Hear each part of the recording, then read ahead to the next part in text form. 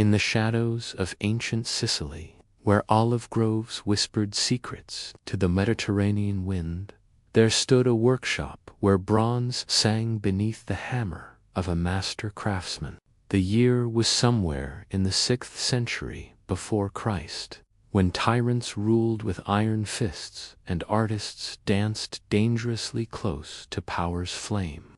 Here, in the city of Acragas, a man named Perelos bent over his forge, sweat glistening on his brow as he shaped metal into something that would echo through eternity, not as beauty, but as horror incarnate. The bronze grew warm beneath his hands, malleable as clay, yet destined to become harder than stone. Perelos was no ordinary metalworker. He was an artist whose imagination soared beyond the conventional, whose mind conceived forms that others dared not dream. But in this particular creation, his genius would birth a nightmare that would haunt the corridors of history forever.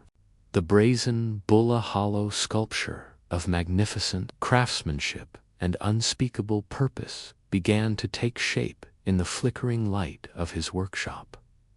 The bull stood as tall as a man, its bronze hide gleaming with the warm patina of fresh metalwork. Every curve of its muscular form spoke to Perillos's mastery, every line carved with the precision of one who understood the language of metal and flame.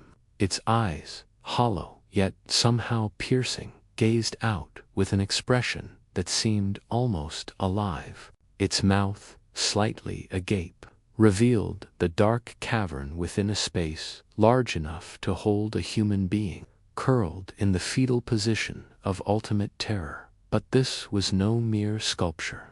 Hidden within its bronze belly lay a system of pipes and chambers, engineered with diabolical ingenuity. When fire was kindled beneath the bull, these passages would transform the screams of anyone trapped within into sounds that resembled the deep, mournful bellowing of the animal itself. The victim's agony would be masked, their humanity stripped away, reduced to nothing more than the cry of a beast. It was genius and monstrosity wedded in bronze, art serving the darkest impulses of power. The tyrant Phalaris ruled Acragas with the casual cruelty of a man who had forgotten that subjects were human. His palace perched on the cliffs overlooking the azure sea, a monument to his own magnificence, built upon the bones of those who had dared oppose him. When Perelos approached the palace gates, bearing his creation like an offering to some malevolent god, he believed he carried his salvation, a masterpiece that would secure his place in the tyrant's court. Perhaps even his fortune. The bronze bull was wheeled into Phalaris's throne room on a cart that groaned under its weight. Courtiers gathered in a circle around it, their faces reflecting mixtures of fascination and horror as Perelos explained his invention. His words flowed like honey poisoned with nightshade, describing how the device would serve both justice and entertainment. Enemies of the state could be placed within, their treasonous voices transformed into the harmless sounds of an animal. It was execution disguised as spectacle, death masked as theater. Phalaris circled the bronze beast slowly, his fingers trailing across its surface with the reverence of a connoisseur appreciating fine art. The tyrant's eyes gleamed with a light that was not entirely sane, and those who knew him well recognized the expression. It was the look he wore when contemplating new forms of cruelty. The bull would not merely serve as an instrument of execution. It would become a symbol of his power, a warning cast in bronze, that his wrath could transform men into beasts. But power has its own logic, cruel and unforgiving.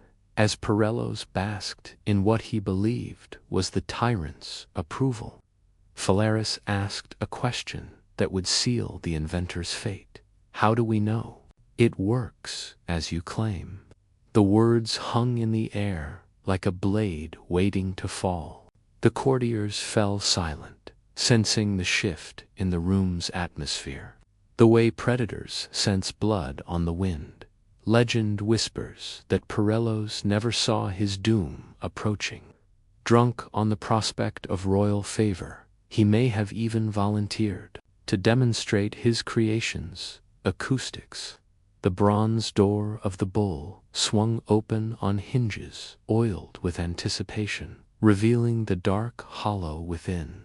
Whether by force or by his own hubris, Parellos found himself thrust inside, the metal walls closing around him like the jaws of fate itself. The fire was kindled beneath the bull with ceremonial solemnity. As the bronze began to heat, expanding, with soft, metallic groans, the inventor's voice rose from within, first in confusion, then in growing terror, finally in screams that the engineered passages dutifully transformed into the deep, resonant bellowing of a bull in distress. The courtiers listened in fascination as human agony became animal sound, art and horror achieving their perfect, terrible synthesis. Some say Phalaris allowed Parellos to die completely within his own creation, the ultimate irony of an artist, consumed by his art.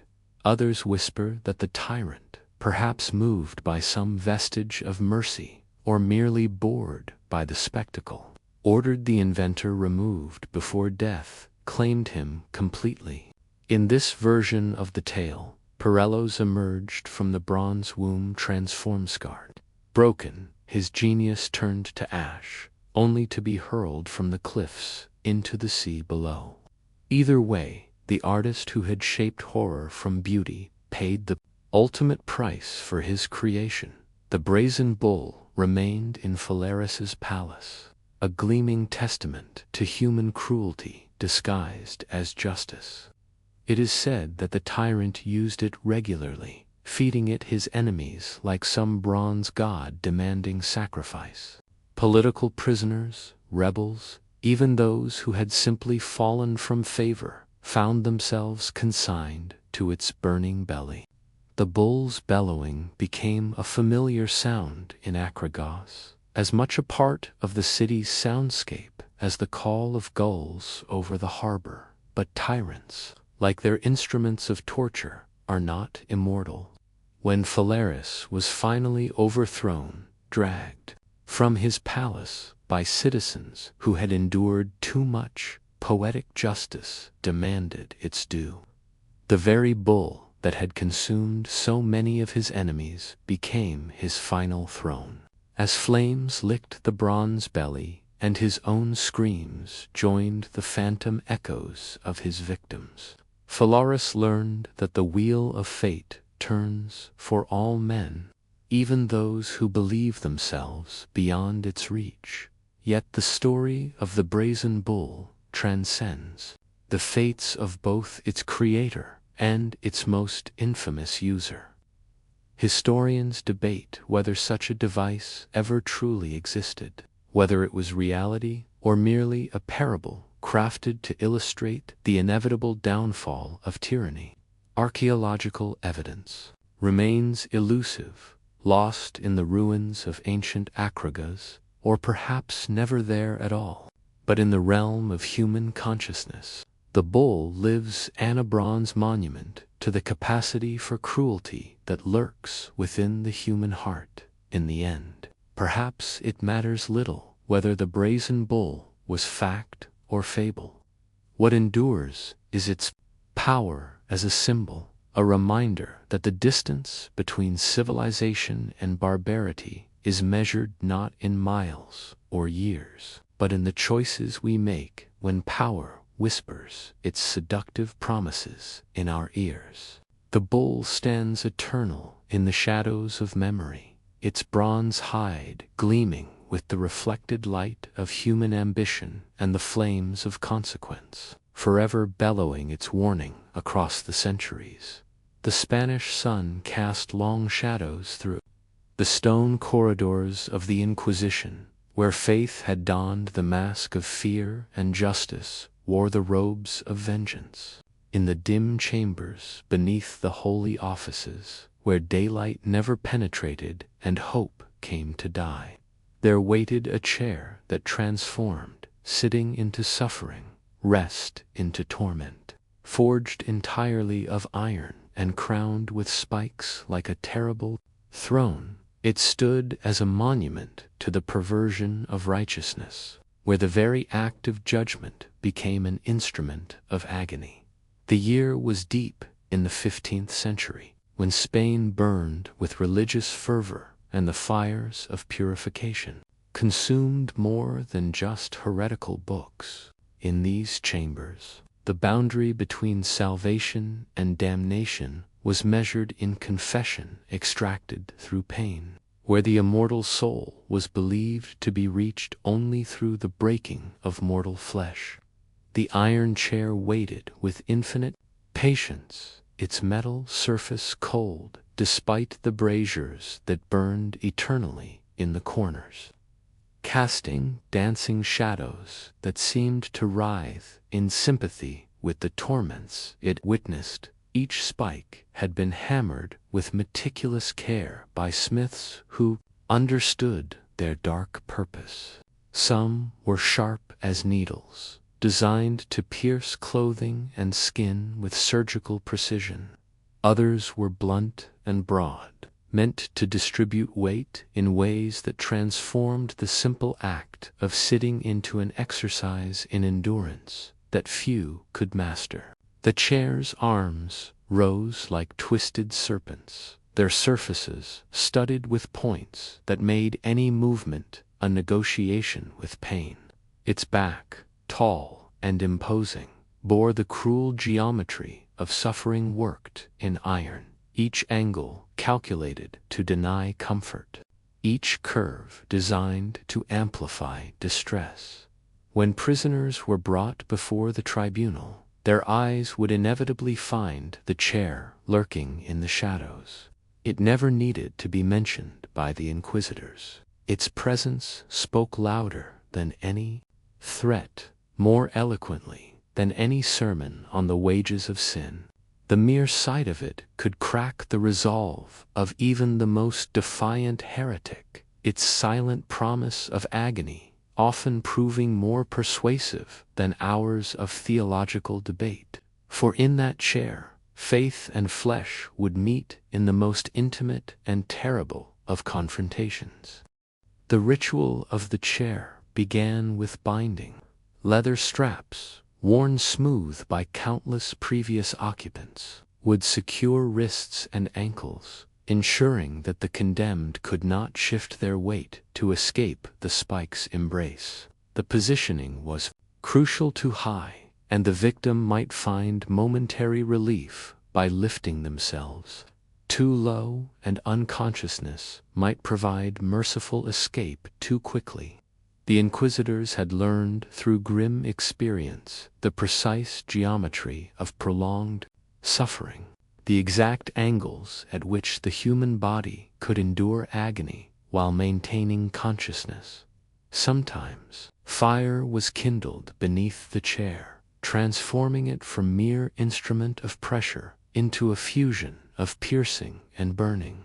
The iron would grow warm, then hot, then scalding, the metal conducting heat with efficient cruelty. The spikes, now glowing dully in the dim chamber, would sear as they pierced, cauterizing even as they wounded. The smell of heated metal mixed with burning flesh would fill the chamber, an incense of suffering offered to a god whose mercy had been temporarily suspended in favor of zealous justice. The questions would begin softly, almost conversationally. Names of accomplices, locations of hidden texts, confessions of secret beliefs, Saul delivered in tones that suggested friendly concern for the prisoner's spiritual welfare. But as the spikes found their mark and the iron grew warm, voices would rise in urgency. The chair became a teacher of sorts, instructing its occupants in the fine distinctions between orthodoxy and heresy, between salvation and damnation, its lessons written in nerve and sinew rather than parchment and ink. Records survive in the archives of the Inquisition, their careful Latin phrases describing sessions that lasted hours. The scribes, seated safely at their desks, would note the prisoners' responses with scholarly detachment, as if recording theological debates rather than the systematic breaking of human beings. Their quills scratched across vellum, while flesh tore and spirit withered, creating documents that served as both legal records and monuments to methodical cruelty disguised as divine service. Yet the chair's true horror lay not in its immediate physical torment, but in its psychological weight. Prisoners would be brought to see it days before their interrogation, allowed to contemplate its promise in the darkness of their cells. Sleep became impossible as imagination conjured sensations yet to come. The chair haunted dreams and waking hours alike, its iron spikes growing longer and sharper in memory, its fire burning hotter in anticipation than it ever could in reality. Some prisoners, broken before they ever touched the chair's surface, would confess to crimes they had never committed, heresies they had never harbored, conspiracies they had never imagined. The chair's reputation preceded it like the scent of brimstone, and often mere knowledge of its existence proved sufficient to extract whatever testimony the inquisitors sought. In this way, it served its purpose even when standing empty, its cruel geometry working upon the mind as effectively as it worked upon the body. Others, perhaps blessed with stronger faith or cursed with greater stubbornness, would endure the chair's embrace for hours. Their screams would echo through the stone corridors, reaching the ears of other prisoners and serving as both warning and prophecy of their own eventual fate. Some would emerge from these sessions transformed, not purified, as the inquisitors claimed, but broken in ways that went deeper than flesh, carrying the chair's lessons carved into their souls like stigmata that would never heal. The records hint at those who never left the chair at all. Whether overcome by pain, consumed by fire, or simply surrendering to death as a welcome release, their bodies would be removed with the same bureaucratic efficiency that had placed them there. Their names would be entered in ledgers with neat annotations, died during questioning or released to divine judgment.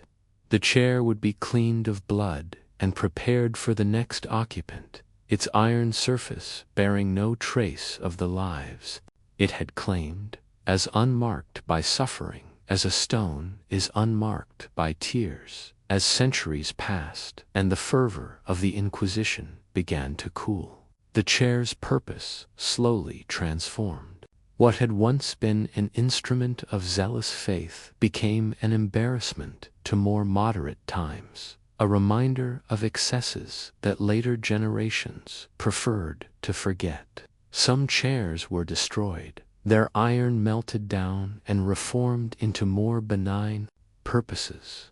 Others were hidden away in forgotten chambers, left to rust in the darkness like guilty secrets buried in the earth. But history has a way of preserving what it cannot forget, and a few of these chairs survive in museums today. Visitors walk past them with the casual curiosity reserved for ancient artifacts, their smooth surfaces and careful explanatory plaques rendering them as harmless as any other display.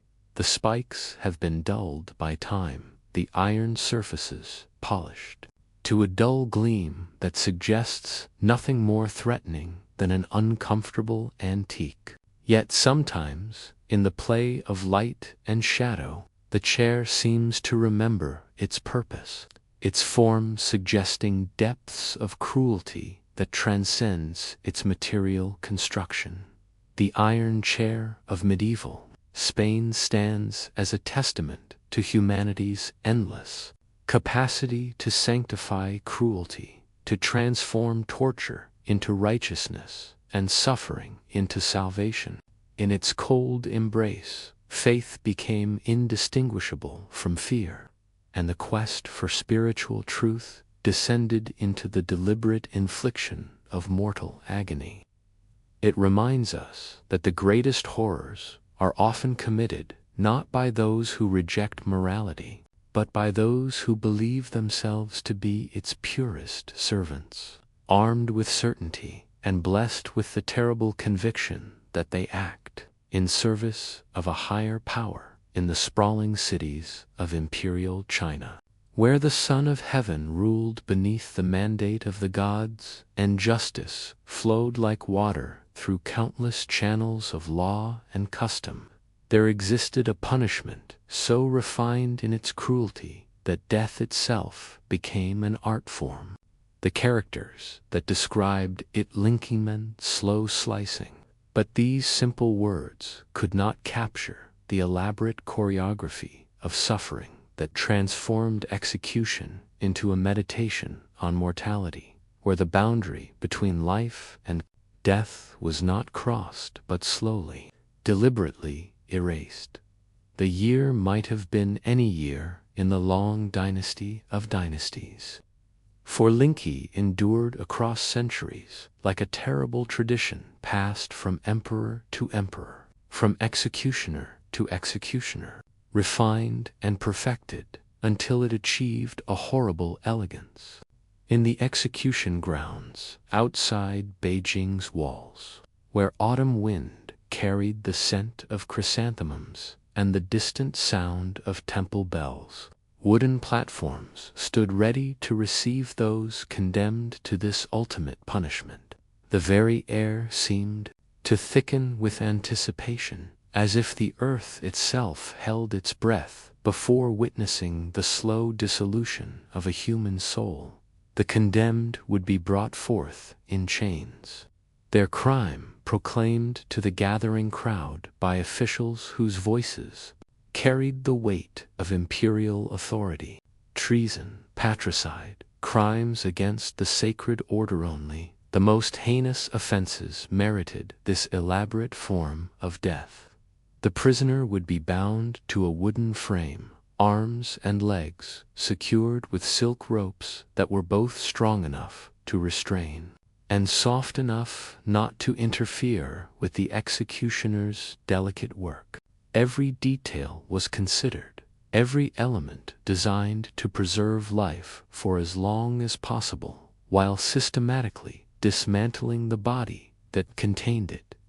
The executioner approached his task with the gravity of a scholar and the precision of a surgeon. Years of training had prepared him for this moment, teaching him the geography of the human form as intimately as any physician. But where doctors sought to heal, he had learned to harm with exquisite care. His knives were kept sharp as razors, their edges honed to surgical perfection. For dull blades would tear rather than slice, would bring merciful unconsciousness through shock rather than prolonging the terrible awareness that was Lingchi's true purpose. The first cuts were always shallow, mere scratches across the skin that drew thin lines of blood but left vital organs untouched. These served as both warning and promise, demonstrating to the condemned what was to come, while allowing their mind to fully comprehend their fate. The executioner would work with methodical patience, each incision placed with deliberate care, following patterns that had been codified across generations of practice. There was an order to the cutting, a sequence that maximized both suffering and survival, turning the human body into a canvas for prolonged agony. Flesh would be removed in small pieces, sliced away with the precision of a master chef preparing the most delicate of dishes. The executioner understood which cuts would cause the most pain while preserving life, which areas of the body could be flayed without triggering fatal shock, which organs could be partially severed without immediately ending the victim's existence. Fingers and toes might be removed joint by joint, ears sliced away in thin strips, portions of the face carefully excised, while leaving the eyes intact to witness the destruction of their own vessel. The crowd would watch in fascination and horror, their faces reflecting the complex emotions that such spectacles inspired. Some came seeking justice, believing they witnessed righteousness enacted upon a deserving criminal. Others arrived driven by darker curiosities, drawn to observe the extremes of human suffering as moths are drawn to flame. Children would be lifted onto shoulders for better views, their innocent eyes absorbing lessons about power and punishment that would remain with them long after the executioner's work was complete as hours passed. The condemned would exist in a state beyond normal human experience. Pain, initially sharp and localized, would gradually evolve into something more profound, a total transformation of consciousness, where agony became the only reality, where the body's desperate signals overwhelmed every other form of awareness. Yet the executioner's skill ensured that unconsciousness remained elusive, that the victims stayed present to witness their own gradual dissolution, their humanity being carved away piece by careful piece. The psychological dimension of Lingchi was perhaps even more refined than its physical tortures. The condemned would watch their own body being methodically disassembled, seeing pieces of themselves discarded like refuse, while their mind remained trapped within the diminishing vessel of their flesh. This forced witnessing of their own destruction added layers of horror that simple death could never achieve, transforming execution into a profound meditation on the fragility of human existence and the terrible persistence of consciousness. Even as its physical foundation was systematically undermined, sometimes family members would be permitted to attend, their presence serving as additional torment for the condemned. A mother forced to watch her son's destruction, a wife witnessing her husband's slow dissolution. These observers became unwilling participants in the punishment, their grief and horror adding psychological dimensions to physical suffering. The criminal's death became a communal agony, spreading outward in ripples of trauma that touched every witness and left scars that would never fully heal. The executioner himself was both artist and victim of this system, his skill marking him as valuable, yet making him forever untouchable. Society needed his expertise, but could never fully accept one who trafficked so intimately with death and suffering. He lived in a space between worlds, neither fully human nor entirely monstrous, his hands capable of both exquisite precision and ultimate cruelty. Some executioners, it was said, went mad from their work, haunted by the faces of those they had slowly killed, their dreams filled with the echoes of screams that could not be silenced even by death. As the punishment neared its end, vital cuts would finally be made. The heart might be pierced, major arteries severed, or the head finally removed from its mutilated foundation. Death, when it came at last, arrived as mercy rather than justice, a release from suffering that had transcended all normal bounds of human experience. The crowd would gradually disperse, carrying with them memories that would resurface in nightmares and quiet moments of contemplation, spreading the punishment's psychological impact far beyond the execution ground itself. The pieces of the condemned would be gathered and disposed of according to strict protocols, some buried, others thrown to scavenging animals, the remnants treated as polluted matter that required careful handling.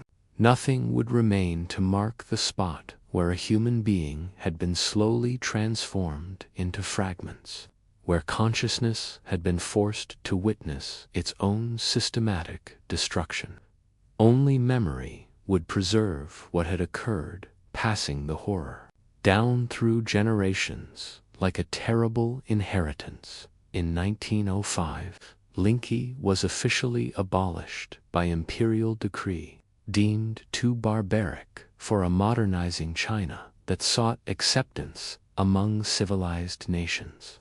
The announcement came quietly, without fanfare, as if embarrassed by the need to formally end a practice that had endured for centuries. The final recorded execution by Lingchi occurred in Beijing, witnessed by Western photographers who captured the event in images that shocked the world and helped convince Chinese authorities that such public displays of cruelty had no place in the 20th century. Yet the abolition of Lingchi could not erase its psychological legacy or silence the questions it raised about human nature and the pursuit of justice. What does it mean for a civilization to develop such refined methods of causing suffering? How does a society convince itself that such elaborate cruelty serves the cause of righteousness? The slow slicing left scars not only on its victims, but on the culture that created and sustained it, marks that persisted long after the last executioner set down his knives, and the final wooden platform was removed from the execution grounds. Today, Lingchi exists primarily in historical records and horrified memories, its details preserved in scholarly texts that struggle to convey the full horror of its reality. Modern readers encounter it as an artifact of a more barbarous time, a reminder of how far civilization has presumably advanced. Yet, in our comfortable distance from such practices, we may miss the deeper questions they pose about power, punishment, and the human capacity for both cruelty and acceptance of cruelty when it wears the mask of justice and claims the authority of law across the cobblestone squares of medieval Europe, where church bells counted the hours of both prayer and punishment. There stood in many a marketplace an instrument of justice that transformed the simple wheel into an altar of agony. The breaking wheel, known by many names in many tongues, the Catherine wheel, the wagon wheel of death, the great wheel of justice, weighted with the patience of inanimate objects that have been consecrated to terrible purpose. Upon its wooden spokes, law and vengeance would meet in the most public and prolonged of spectacles, where the human body would be reshaped to match the circular instrument of its destruction. The wheel itself was often taken from a cart or wagon, its wood worn smooth by honest labor, before being conscripted into service as an instrument of execution. 8 or 10 spokes radiated from its central hub like the rays of a dark sun, each one strong enough to bear the weight of a human life and flexible enough to absorb the impact of iron clubs without splintering. The wood bore the honest scars of its previous existence, scratches from stones in country roads, stains from the cargo It had once carried innocent marks that would soon be joined by darker stains that no rain could wash clean. On execution days, the wheel would be brought to the town square with ceremonial solemnity, carried by men whose faces betrayed nothing of the horror they were about to witness or enable. A crowd would gather as news of the execution spread through narrow streets and crowded tenements. Merchants would abandon their stalls, craftsmen would set aside their tools, and even priests would emerge from their sanctuaries to witness the enactment of divine justice through human agency. Children would peer between the legs of adults, their young eyes wide with the peculiar fascination that such spectacles inspired in the innocent and the guilty alike. The condemned would be brought forth in chains, their crime announced by officials, who read from scrolls with voices that carried across the hushed square. Murder, robbery, rape, treasons, the charges varied, but all merited this elaborate form of death that would serve as both punishment and warning. The prisoners' hands would often shake, not entirely from cold, as they gazed upon the wheel that awaited them. Some would pray, their lips moving silently as they appealed to the same God in whose name they were about to suffer. Others would curse, their defiance echoing off stone buildings until silenced by the guards who surrounded them. The actual breaking began with binding. The condemned would be stretched across the wheel, their limbs aligned with its spokes in a grotesque parody of crucifixion. Ropes, usually of hemp or flax, would secure wrists and ankles to the wooden spokes, pulling the body taut so that no part could be withdrawn from the executioner's reach. The positioning was crucial, for the body must be held steady during the breaking, unable to twist or writhe in ways that might interfere with the systematic destruction that was to follow. The executioner approached his task with tools that were as simple as they were effective. Iron clubs, sometimes called breaking bars, had been forged specifically for this purpose. They were heavy enough to shatter bone with a single blow, yet balanced enough to allow for precise placement of each strike. Some executioners developed a ritualistic approach to their work, beginning with the limbs farthest from the heart and working inward, ensuring that consciousness would persist as long as possible to witness the systematic destruction of its physical vessel. The first blow would fall upon a forearm or shin, the iron bar crushing bone and muscle with a sound that carried clearly across the suddenly silent square. The victim's scream would pierce the morning air, raw and immediate, causing some spectators to turn away while others pressed closer, drawn by the terrible magnetism of witnessing ultimate suffering. The executioner would pause between blows, allowing the condemned to fully experience each new level of agony before adding to their burden of pain. Blow by blow, the breaking would continue. Elbows, knees, shoulders, hips, each joint would be systematically shattered, each major bone methodically crushed. The human body, so carefully designed by nature to bear its owner through life, would be reshaped into something that matched the wheel's geometry.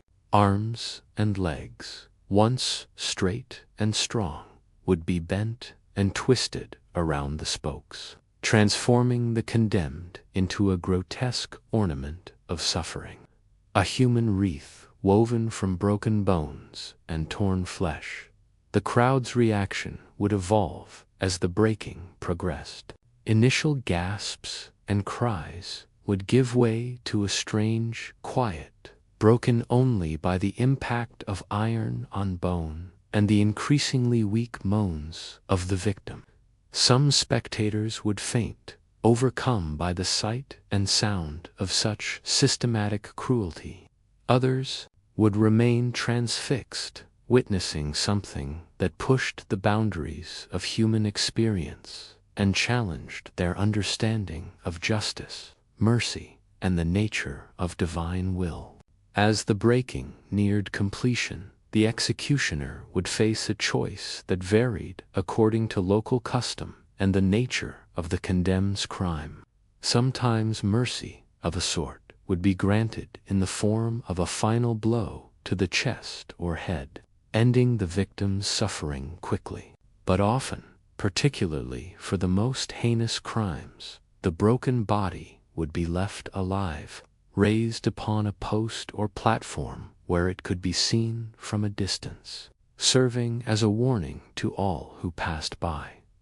Those left alive on the wheel faced hours, or even days of continued existence in a state beyond normal human comprehension.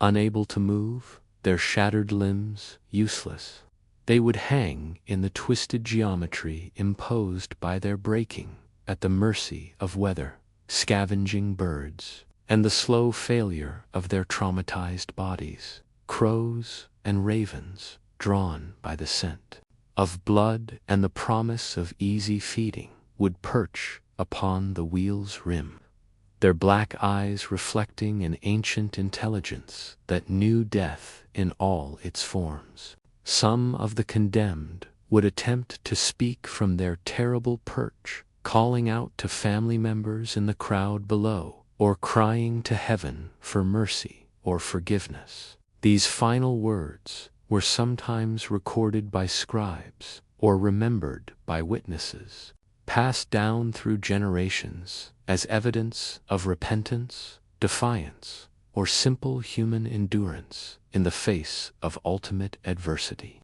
More often, however, pain and shock would render speech impossible, leaving only moans and gasps that gradually weakened until silence claimed. Another victim of the wheel's justice, the aftermath of a breaking brought its own rituals and customs. The broken body would eventually be removed from the wheel, though sometimes only after putrefaction had begun and the spectacle had served its warning purpose to satisfaction. Burial was often denied to those who had died on the wheel, their remains instead being left for scavengers or thrown into unmarked pits outside consecrated ground. The wheel itself might be saved for future use or burned, depending on local belief about whether such instruments retained spiritual contamination from their grim service. Over time, the breaking wheel gradually fell from favor as methods of execution evolved toward forms that were considered more humane, though often this change reflected aesthetic sensibilities rather than genuine mercy. The spectacle of the wheel, with its prolonged suffering and public display of broken humanity, began to disturb sensibilities that preferred their justice swift and their death less visibly traumatic. By the 18th century, most European nations had abandoned the wheel in favor of hanging, beheading, or other methods that promised quicker ends to criminal lives. Yet the wheel's legacy persisted in folk memory and historical record, a reminder of times when justice wore a more openly cruel face and punishment was understood to require not just death, but suffering that could be witnessed and remembered. In the circular geometry of the wheel, medieval society found a symbol that matched its understanding of divine justice, cyclical, inevitable, and terrible in its completeness. The wheel turned, as wheels must, carrying the condemned through their final revolution from life into death, from crime into punishment, from defiance into the silence that claims all human voices in the end. Today, The breaking wheel exists primarily in museums and history books. Its wooden spokes silent, its iron fittings rusted, its purpose transformed from active instrument to passive. Reminder of humanity's capacity for systematic cruelty disguised as righteousness. Visitors pass by such displays with the casual interest reserved for artifacts from a more primitive time, perhaps grateful that such crude methods of justice have been replaced by more civilized approaches to crime and punishment. Yet the wheel's fundamental questions persist. What transforms a community of seemingly decent people into eager spectators of prolonged torture?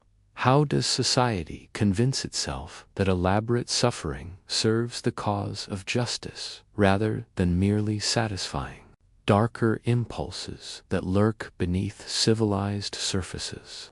In the reign of Henry VIII, when England trembled beneath the weight of a king's appetites and the headsman's axe fell with the frequency of rain, there came a decree that chilled the blood even of those accustomed to the casual cruelties of Tudor justice. The year was 1531, and Parliament had just passed an act that designated boiling alive as the prescribed punishment for the crime of poisoning, a death so horrific that it would be used only twice before being quietly abolished, as if the very crown that had decreed it recoiled from its own terrible invention. The law emerged from royal fury, sparked by a specific incident of treachery that had penetrated the very heart of Henry's court. Richard Roos, a cook in the household of the Bishop of Rochester, had stirred poison into a pot of porridge intended for his master's table. The bishop survived, but 17 others who tasted the tainted meal fell gravely ill, and 2 died in agony, their bodies racked by convulsions as the poison completed its deadly work. When news of this domestic treachery reached the king's ears, Henry's rage exceeded even his legendary temper, for here was a crime that struck at the very foundation of royal security, the trust between master and servant, the sanctity of the communal table. In his fury, Henry demanded a punishment that would match the method of the crime itself, death by the element that the poisoner had corrupted. If Roos had used food as his weapon, then fire and water would be his executioners. The king's order was specific and terrible. The cook would be boiled alive in his own kitchen, the tools of his honest trade transformed into instruments of his destruction. Parliament, cowed by royal displeasure, and perhaps secretly horrified by their own compliance, passed the necessary legislation with the swift efficiency that characterized Tudor governance when the king's will was made manifest. Smithfield, London's traditional execution ground, was chosen for this unprecedented spectacle. The same field that had witnessed countless burnings of heretics and traitors would now host a new form of judicial murder, one that promised to surpass all previous exhibitions in its elaborate cruelty. A massive cauldron was procured, large enough to hold a human body, yet sturdy enough to withstand the intense heat required for its grim purpose. The metal was iron, black and forbidding, its surface unmarked by use. Virgin steel, about to be consecrated to the most unholy of purposes. The crowd that gathered on the appointed day exceeded all expectations, drawn by morbid curiosity and the peculiar fascination that such novel forms of death inspired in the Tudor populace. Nobles arrived in their carriages, merchants closed their shops, and common laborers abandoned their tasks to witness what promised to be the most extraordinary execution in living memory. Even foreign ambassadors attended, their presence lending an international dimension to what was already shaping up to be a defining moment in the reign of England's most notorious monarch. Richard Roos was brought to Smithfield in chains, his face bearing the pale resignation of one who had accepted an unthinkable fate. The cook, who had once worked with fire and water in service of nourishment, now faced these same elements as agents of his destruction. His crime had been read aloud in the king's court, his confession extracted through methods that left no doubt of his guilt, and now only the execution remained to complete the arc of Tudor justice from offense to retribution. The cauldron was filled with water drawn from the Thames, the same river that flowed past the palaces where Henry held court and the kitchens where Roos had once labored. A great fire was kindled beneath it, fed with logs that had been seasoned specifically for this purpose. The flames leaped high around the iron vessel, their heat gradually transferring to the water within, transforming the life-giving element into an instrument of death that would surpass in its cruelty even the poison that had prompted this terrible innovation in judicial murder.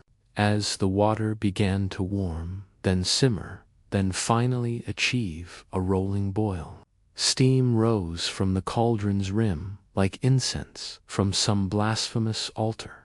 The crowd pressed closer, drawn by the hypnotic fascination of witnessing the unprecedented, their faces reflecting the strange mixture of horror and anticipation that such spectacles invariably inspired.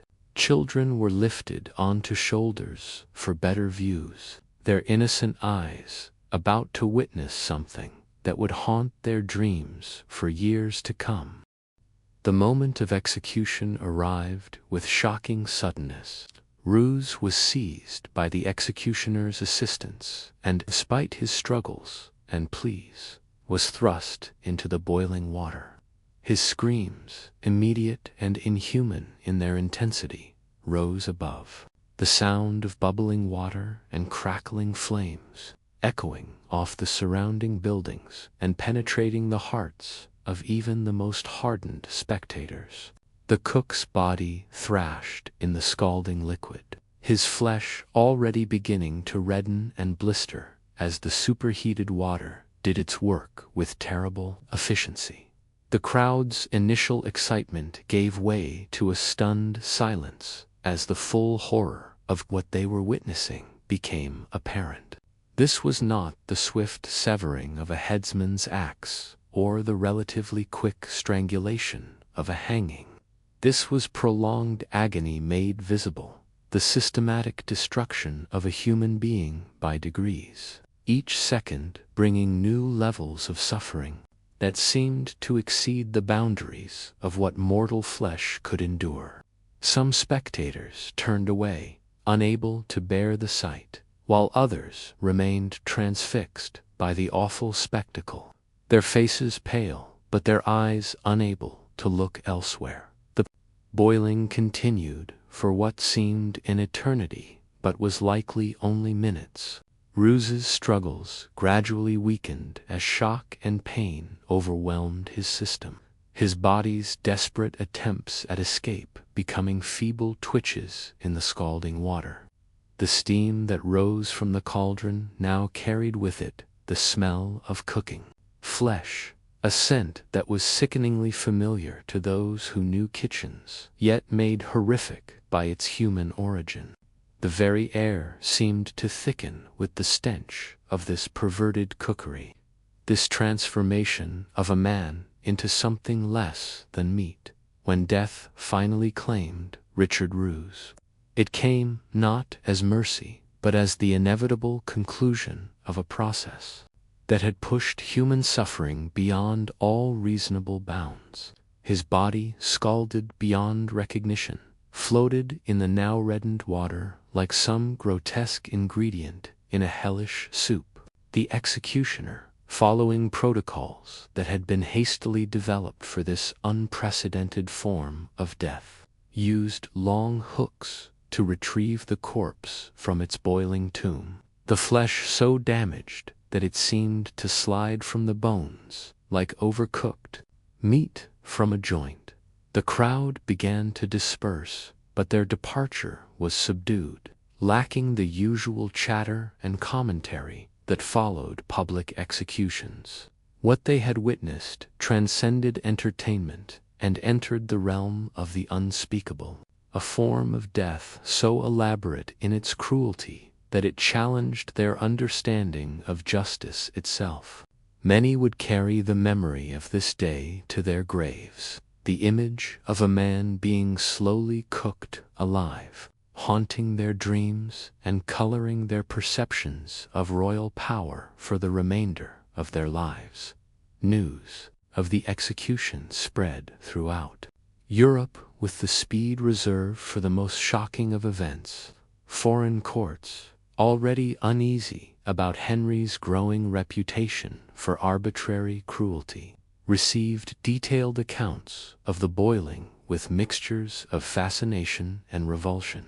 The Holy Roman Emperor expressed private horror at English methods of justice, while the French court, despite their own expertise in elaborate punishments, found themselves disturbed by what they saw as an innovation that pushed the boundaries of acceptable royal behavior, even by the standards of the 16th century. Henry himself, perhaps sensing that he had crossed a line that even his absolute power could not justify, seemed to retreat from the implications of his decree.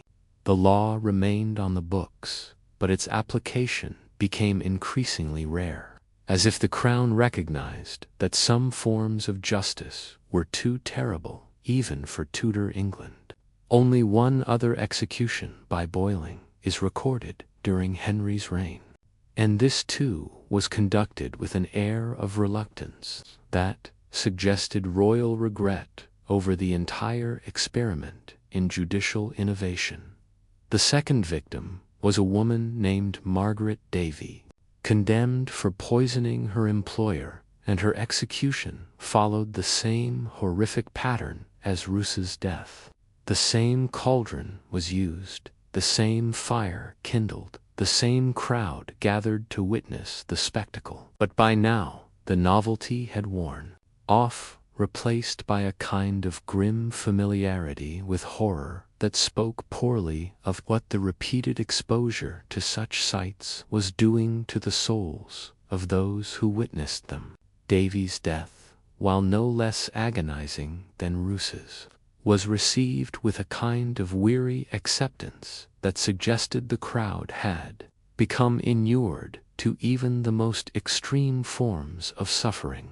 Parliamentary records from the period hint at growing discomfort with the boiling statute among Henry's advisers and the broader nobility.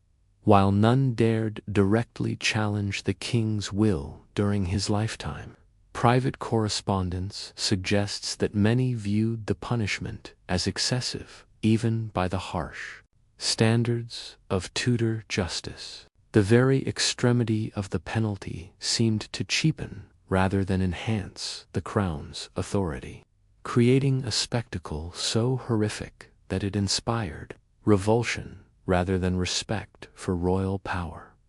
The practical difficulties of boiling also contributed to its abandonment. Unlike hanging or beheading, which required only minimal preparation and equipment, boiling demanded elaborate logistics that made it cumbersome to implement. The procurement of suitable cauldrons, the preparation of fires hot enough to maintain boiling water, the coordination of multiple executioners, all of this required resources and planning that made the punishment as burdensome to the state as it was agonizing to the condemned. Moreover, the very publicity that made boiling an effective deterrent also made it a diplomatic embarrassment. Foreign ambassadors' reports of English boiling executions began to damage Henry's reputation abroad, presenting him not as a strong monarch maintaining order, but as a tyrant whose cruelties exceeded all reasonable bounds. In an age when royal marriages and international alliances required careful cultivation of foreign opinion, the boiling statute became a liability that outweighed its supposed benefits as a deterrent to treason. In 1547, during the reign of Henry's young son Edward VI, Parliament quietly repealed the boiling statute, consigning it to historical curiosity rather than active law. The repeal was accomplished without fanfare or extensive debate, as if the assembled nobles were eager to distance themselves from what they now recognized as an aberration in English legal tradition. The cauldrons were retired, the specialized equipment stored away, and the terrible knowledge of how to kill a human being through systematic scalding was allowed to fade from official memory. Yet, the brief existence of legal boiling left scars that extended far beyond its two recorded victims. The knowledge that such a punishment had existed, that Parliament had sanctioned it, and the Crown had implemented it, became part of the dark legacy of Henry's reign. Chronicles of the period, when they mentioned the boiling statute at all, did so with the kind of hushed horror usually reserved for natural disasters or divine punishments, as if mortal language was inadequate to fully capture the magnitude of what had been legally sanctioned and publicly performed.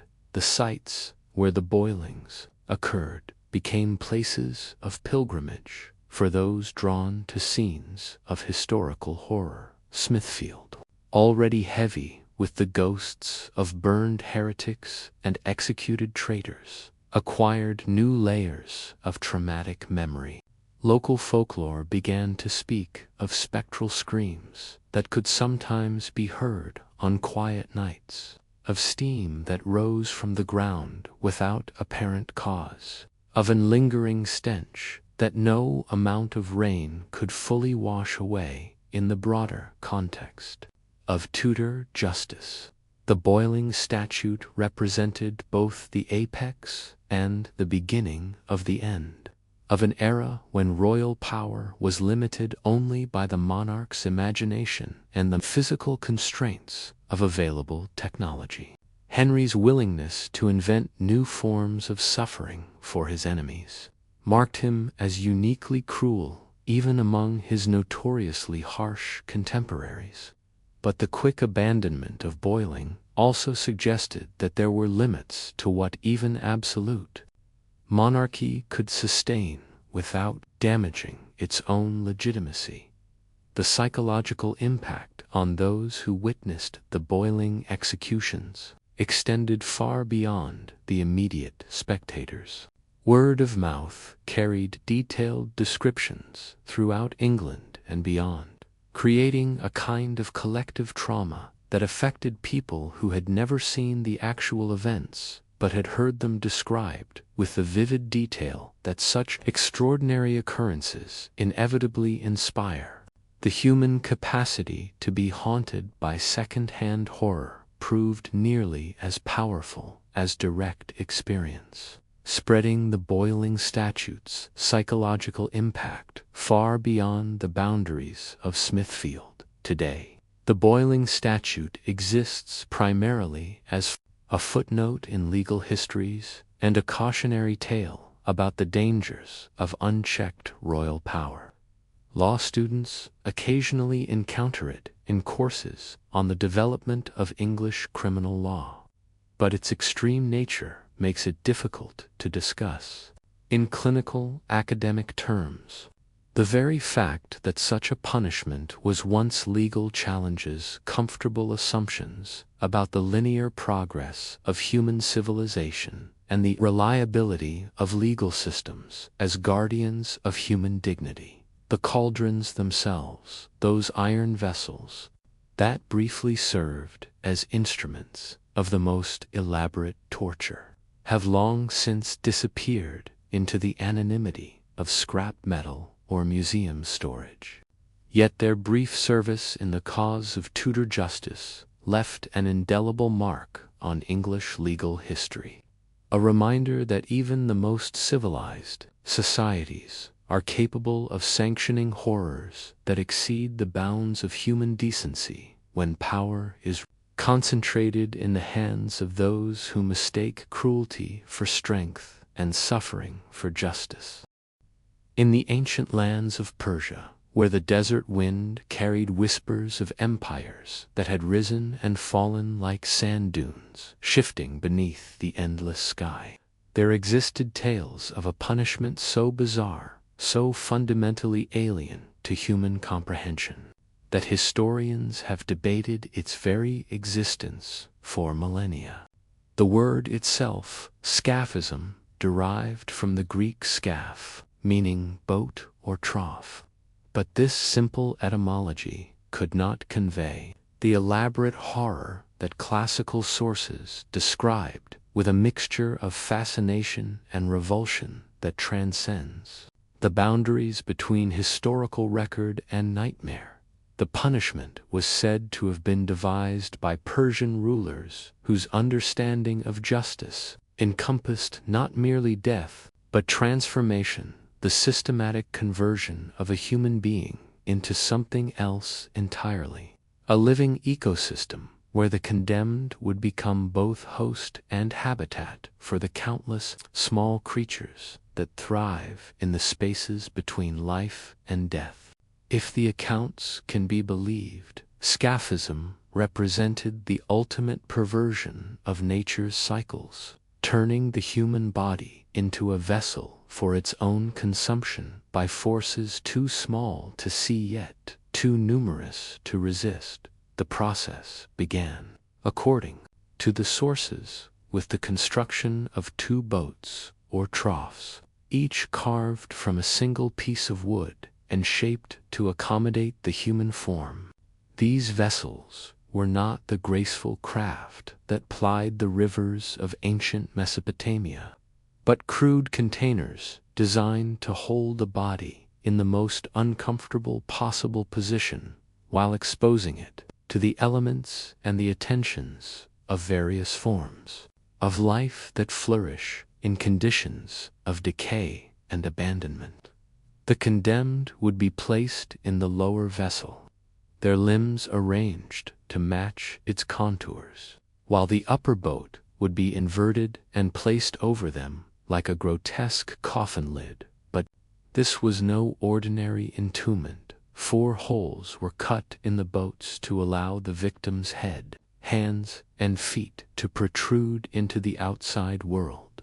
This exposure served multiple purposes in the economy of suffering that Scaphism represented.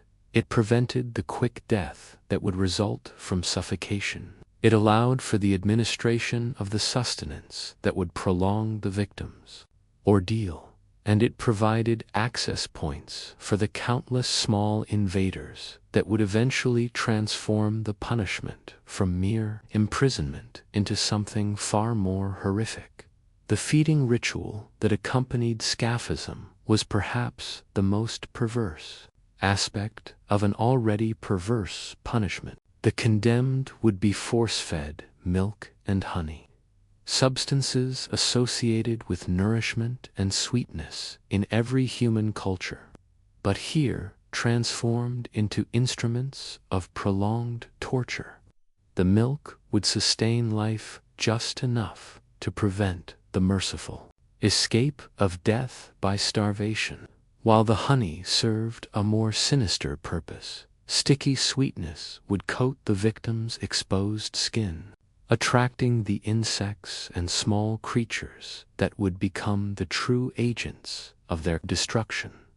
Contemporary accounts describe how the honey-smeared flesh would soon become a beacon for every flying, crawling, and burrowing creature within miles of the execution site. Flies would arrive first, drawn by the scent of sweetness, mixed with human fear and the beginning traces of bodily decay that prolonged confinement inevitably produced. They would settle on the exposed hands and face, laying their eggs in the honey's sticky embrace, beginning the transformation of the victim from human being into breeding ground for life forms that recognized no distinction between the living and the dead. As days passed in the stagnant waters where the boats were set to drift, the victim's situation would deteriorate in ways that challenged the boundaries of human endurance. The forced feeding of milk and honey would continue, but now the body's natural processes, unable to function normally in the cramped confines of the boats, would create conditions of filth that attracted new categories of visitors.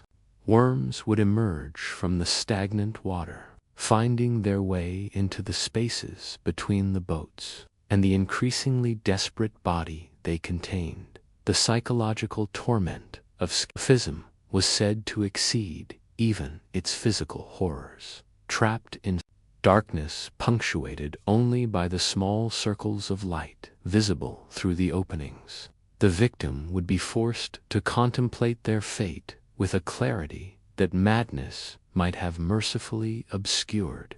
The sound of insects gathering would provide a constant auditory backdrop to their suffering, while the sensation of small creatures moving across their skin would create a form of torment that transcended pain and entered the realm of existential horror. The transformation of the human body into an ecosystem would accelerate as the punishment progressed. What began as external assault by insects would evolve into internal invasion as the victim's weakened condition and the unnatural environment created opportunities for various forms of parasitic life to establish themselves within their living host. The boundary between self and other, between human and environment, would begin to dissolve as the condemned became less a person than a habitat supporting an increasingly complex web of small lives.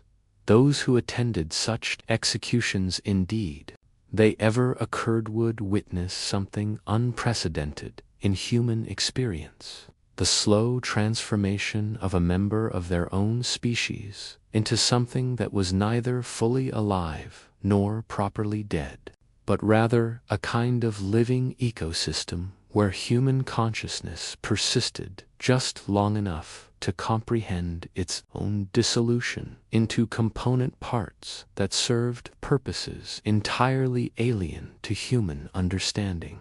The duration of Scaphism was said to vary depending on the victim's constitution and the environmental conditions, but accounts suggest that death might not come for days or even weeks. The careful balance of nourishment and torment, of preservation and decay, created a state of suspended dying that prolonged consciousness far beyond what nature would normally allow. The victim would remain aware as their body became something unrecognizable, their identity gradually subsumed into the collective identity of the countless small creatures that had made their flesh into a home. Persian records, to the extent that they survive, make no clear reference to leading many historians to question whether the punishment ever existed beyond the imaginations of Greek writers, who may have been more interested in depicting Persian cruelty than recording Persian facts. The absence of corroborating evidence has led to scholarly debates that continue to this day, with some arguing that Scaphism was merely a propaganda tool designed to emphasize the supposed barbarity of Persia's enemies, while others suggest that the punishment's very extremity may have made it too horrible to record in official documents. Yet the persistence of the accounts, their consistency across multiple sources, and their wealth of specific detail suggests something more than mere invention. If Scaphism never existed in reality, it certainly existed in the ancient imagination as the ultimate expression of a form of justice that sought not merely to end life, but to transform it into something unrecognizable, to blur the boundaries between punishment and natural process until the two became indistinguishable. The environmental dimension of Scaphism's use of natural decay processes as instruments of justice reflected a sophisticated understanding of the relationship between human life and the broader ecosystem of which it forms a part.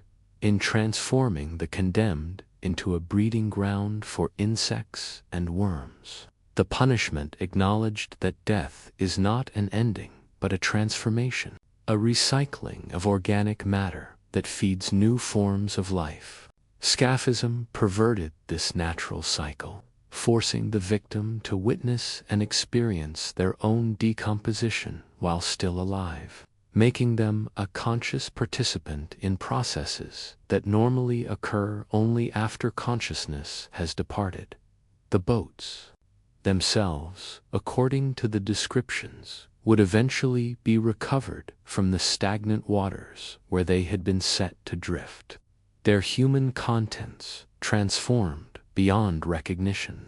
What had once been a person would now be something else entirely, a mass of organic matter, so thoroughly colonized by various forms of life that individual identity had been completely subsumed into collective biological process. The removal and disposal of these remains required special procedures, as if ordinary burial were inadequate for something that had transcended the normal categories of human death. Modern entomologists and forensic scientists, when they encounter descriptions of Scaphism, often focus on the biological plausibility of the punishment's supposed effects.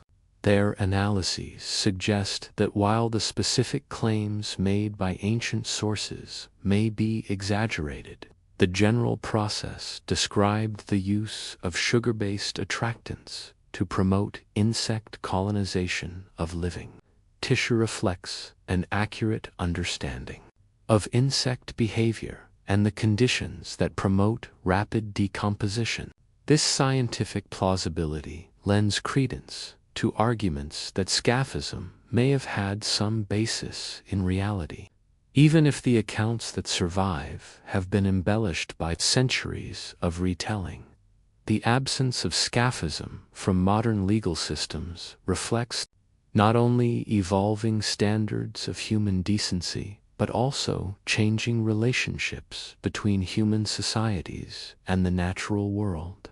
Ancient punishments often sought to harness natural forces as instruments of justice: fire, water, gravity, and in the case of Scaphism, the biological processes of decay and renewal. Modern justice systems, by contrast, tend to isolate punishment from natural processes, conducting executions in sterile environments that minimize contact with the organic world that ancient punishments sought to weaponize. The psychological impact of Scaphism on those who witnessed it again, assuming it ever occurred, would have extended far beyond the immediate spectators. The knowledge that such a punishment existed, that human beings were capable of devising and implementing such elaborate cruelty, would have colored perceptions of justice, power, and the relationship between civilization and barbarity. The very possibility of Scaphism would have served as a deterrent even if it were never actually employed. Its reputation alone sufficient to inspire terror in potential criminals in the realm of historical memory. Scaphism occupies a unique position as a punishment so extreme that its very existence has been called into question.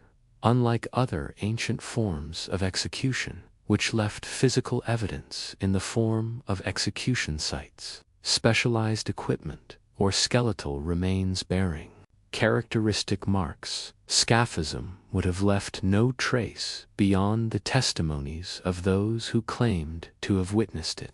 This absence of physical evidence has made it impossible to definitively prove or disprove the historical reality of the punishment, leaving it suspended in the ambiguous space between documented history and documented legend. The boats of whether real or imagined, drift through historical consciousness like vessels carrying not human bodies but human fears about the limits of suffering and the depths to which the pursuit of justice can sink when it becomes indistinguishable from revenge.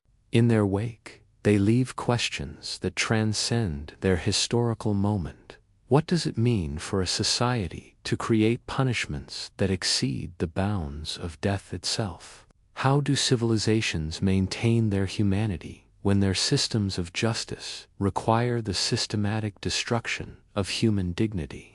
The boats disappear into the dark waters of historical uncertainty, but the questions they embody persist, floating like debris on the surface of human consciousness. Reminders of capacities for cruelty that we prefer to believe were buried in the ancient past but may only be dormant, waiting for the right conditions to emerge once again in the shadow of the Assyrian ziggurats, where kings carved their victories into stone with the same deliberate precision they applied to the destruction of their enemies. There emerged a practice that transformed the human body from vessel of life into parchment for power's most terrible messages. Flaying, the systematic removal of skin from living flesh, was not merely a method of execution in the ancient Near East, but a form of communication that spoke in a language older than writing, more immediate than diplomacy, and more permanent than the shifting allegiances that characterized the politics of the ancient world. The Assyrian Empire, that great machine of conquest that dominated Mesopotamia for centuries, understood power as something that must be made visible, tangible, undeniable. Their kings did not merely defeat enemies, they transformed them into monuments, teaching aids, and warnings that would persist long after the screams had faded and the blood had dried. In the royal palaces of Nineveh and Kalhu, stone reliefs depicted the fate of those who dared oppose. Assyrian might-captured rulers and rebellious governors, shown in the process of being methodically stripped of their skin while still breathing, their flayed hides destined to become decorations for city walls and temple gates. The technique of flaying alive required both anatomical knowledge and practiced skill, for the goal was not merely to kill but to preserve the skin in a condition suitable for display. Court executioners developed expertise that rivaled that of physicians, learning to separate skin from underlying tissue with minimal damage to either the hide or the victim's ability to remain conscious throughout the process. Their knives were kept sharp as razors, their techniques refined through repetition until they could peel away human skin with the same efficiency that butchers applied to animal carcasses. The process would begin with small incisions, usually at the extremities, where the skin could be most easily separated from the underlying muscle and fascia. The executioner would work with methodical patience, using the knife blade to sever the connective tissues that bound skin to flesh, while preserving the integrity of the dermal layer that would later serve as a trophy. The victim, bound to prevent movement that might interfere with this delicate work, would be forced to witness their own systematic unwrapping, watching their body's largest organ being removed, like clothing that could never be replaced. As the flaying progressed from hands and feet toward the torso, the victim's situation would evolve from painful to unimaginable.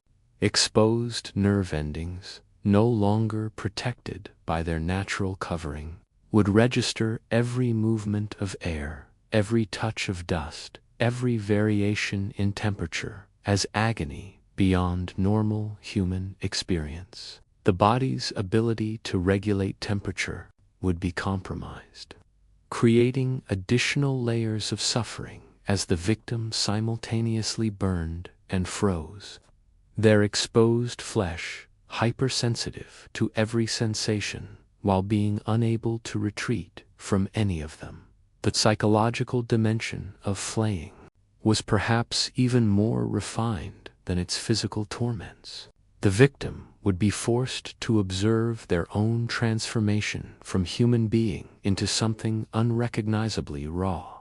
Red mass of exposed muscle and sinew that bore little resemblance to the person they had been only hours before. The mirror of their own body would reflect back an image so alien, so divorced from normal human appearance, that identity itself might begin to dissolve even before death claimed them. Assyrian royal inscriptions describe flaying not as random cruelty, but as considered policy, a tool of statecraft that served multiple functions within the empire's system of control. The process would be conducted publicly, often in the courtyards of conquered cities, where local populations could witness the transformation of their former leaders into examples of Assyrian power. These exhibitions served as both punishment for specific acts of rebellion and warning to all who might consider similar resistance in the future. The removed skin would be treated with salts and oils to prevent decay, then mounted for display in locations carefully chosen for maximum psychological impact. Palace gates might be decorated with the hides of enemy kings, their flayed faces still recognizable to those who had once bowed before them in life. City walls would bear the skins of rebellious governors, their preserved flesh serving as a permanent reminder of the consequences of defying Assyrian authority. Some accounts describe the creation of entire galleries of human skin, where the hides of various enemies would be displayed according to careful hierarchies of rank and offense. The skin of a king who had broken treaty obligations might be mounted prominently at eye level, while the hides of his generals and advisors would be arranged in supporting positions, creating a kind of macabre court where the dead continued to serve the political purposes of their conquerors, even after their voices had been permanently silenced. The preservation techniques applied to flayed skin reflected a sophisticated understanding of organic chemistry that allowed these trophies to remain recognizable for months or even years. Special preparations involving various salts, resins, and aromatic substances would prevent putrefaction while maintaining the skin's flexibility and appearance. The result was something that was neither fully alive nor completely dead, but rather suspended in a state of preservation that allowed the dead to continue bearing witness to the power that had destroyed them. Archaeological evidence for large-scale flaying remains limited, as skin preservation requires specific environmental conditions that rarely occur naturally in the regions where Assyrian power was most concentrated. However, excavations at various Assyrian sites have uncovered specialized knives and other tools that appear designed for the precise work that flaying would have required. These implements, with their distinctive shapes and carefully maintained edges, suggest the existence of a professional class of executioners who made such work their specialty. The stone reliefs that decorated Assyrian palaces provide the most detailed evidence for the practice of flaying, depicting the process with anatomical accuracy that suggests direct observation rather than artistic imagination. These carvings show not only the flaying process itself, but also its aftermath, the display of preserved skins, and the various uses to which they were put. Some reliefs show what appear to be tents or pavilions made from human hides, suggesting that flayed skin might have been used for practical as well as decorative purposes. The impact of flaying on Assyrian enemies extended far beyond its immediate victims. Knowledge that capture might result in such a fate would have influenced military and diplomatic decision-making throughout the region. As rulers weighed the risks of resistance against the certain horror that awaited those who opposed Assyrian power and failed, the practice created a climate of terror that often made actual flaying unnecessary, as the mere threat was sufficient to ensure compliance with Assyrian demands. Yet the practice of flaying alive carried risks for its practitioners as well as its victims. Executioners who engaged in such work regularly would have been exposed to psychological stresses that few human minds could sustain indefinitely. Some historical accounts suggest that professional flayers were rotated frequently or provided with various forms of mental preparation to help them cope with the nature of their work.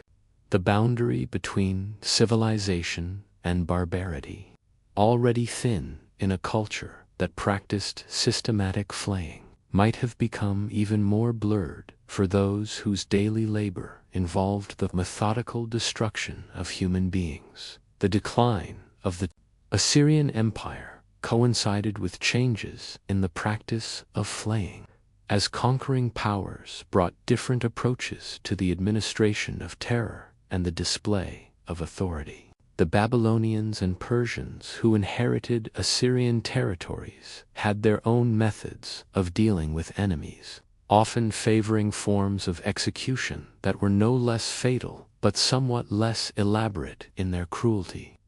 The specific knowledge required for effective flaying may have died with the empire that had perfected it, leaving only the stone carvings and historical accounts to testify to its former existence.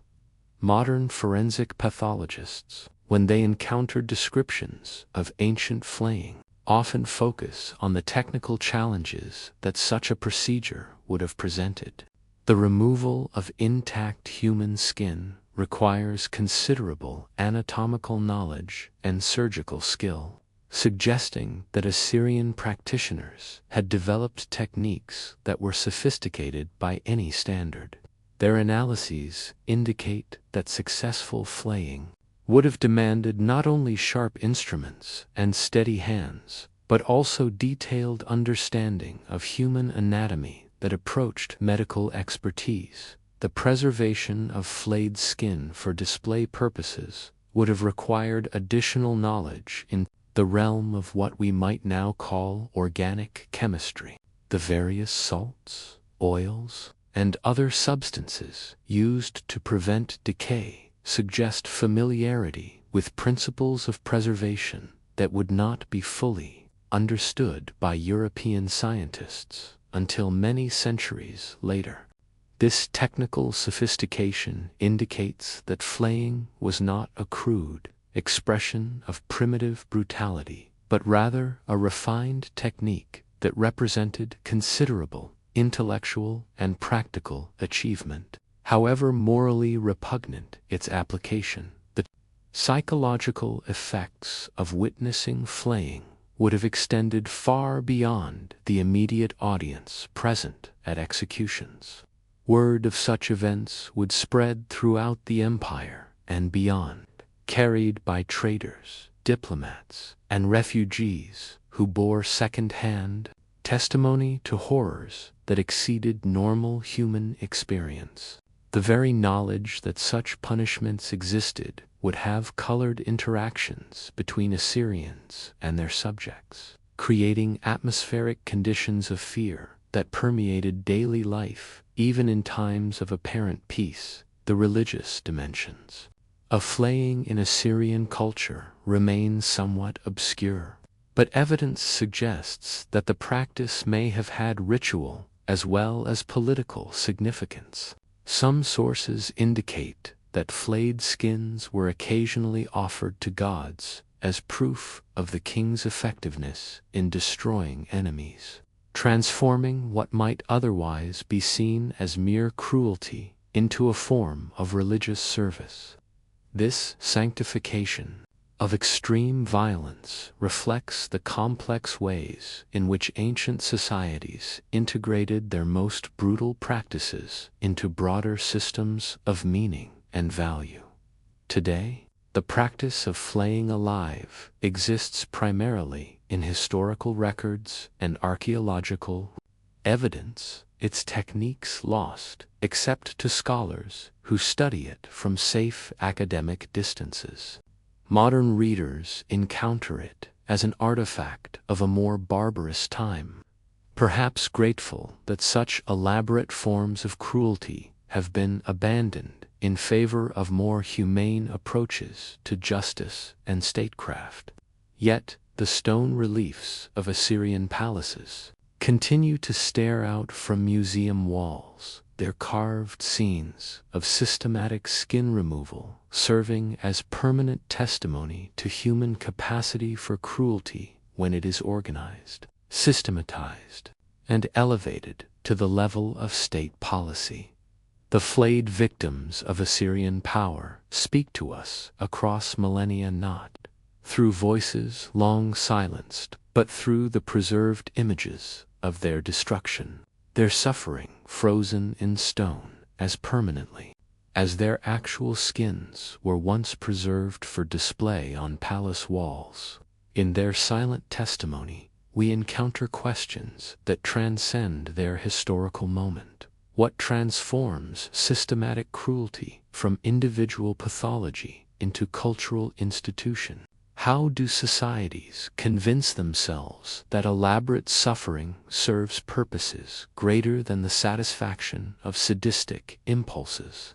The answers, if they exist, lie not in the ancient past but in the present capacity of human beings to create meaning from suffering, to transform personal pain into public spectacle, and to preserve the evidence of their cruelty as monuments to their own power long after the screams have faded into historical silence. In the harsh justice of medieval times, when law was written in blood and punishment carved into memory with instruments of iron and wood, there emerged a method of execution so methodical in its horror that it seemed to mock the very concept of mercy. The practice was known by many names across the scattered kingdoms of Europe and Ashasong, bisection, division, but the essential process remained unchanged regardless of terminology. The condemned would be suspended upside down, their bodies bisected by a saw that descended with the patient rhythm of a craftsman's tool applied to the most unthinkable of purposes. The origins of this punishment stretch back into the mists of legal tradition, emerging from cultures that understood justice as something that must be both seen and suffered, witnessed and remembered.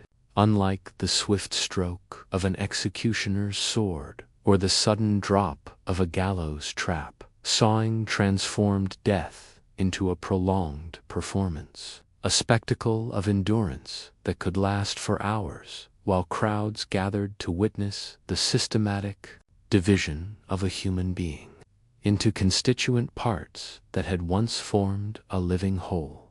The condemned would be brought to the place of execution in chains, their crime proclaimed to the assembled multitude by officials whose voices carried the weight of legal authority and divine sanction. Treason, murder, heresy, sodomy. The offenses that merited such elaborate punishment were typically those that challenged the fundamental order of society. Crimes that demanded not merely death, but a form of dying that would serve as permanent reminder of the consequences that awaited those who dared transgress against the most sacred boundaries of law and custom. The preparation of the victim required careful attention to detail, for the success of the punishment depended upon maintaining consciousness for as long as possible during the sawing process. The condemned would be stripped naked and suspended head downward from a wooden framework, their ankles secured with ropes or chains that distributed weight evenly and prevented the circulation problems that might bring merciful unconsciousness too quickly.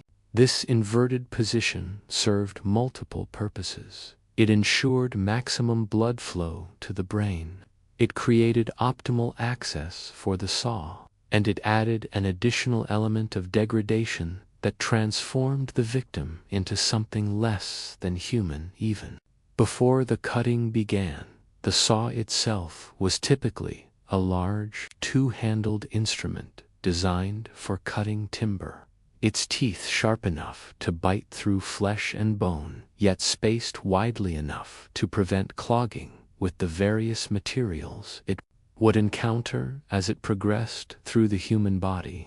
Some accounts describe specialized saws created specifically for executions, their design refined through grim experience to maximize both efficiency and the duration of the victim's suffering.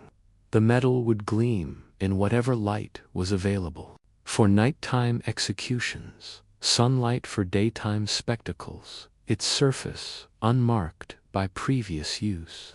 Virgin steel, about to be consecrated to the darkest purposes of human justice. The actual sawing would begin at the groin, the point where the inverted victim was most accessible to the executioner's reach.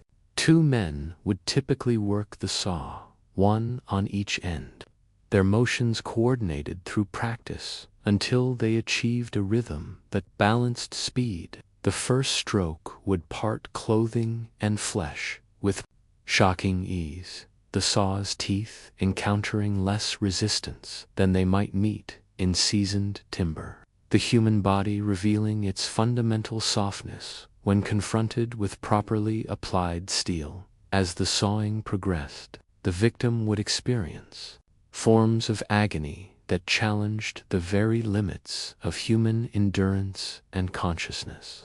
The serrated blade would tear through muscle and organ, severing nerves and blood vessels, while the inverted position ensured that blood loss remained insufficient to bring quick death. The victim would be forced to witness their own bisection, watching through a haze of pain as their body was methodically divided, their unity as a human being systematically destroyed by the patient application of an honest woodworker's tool.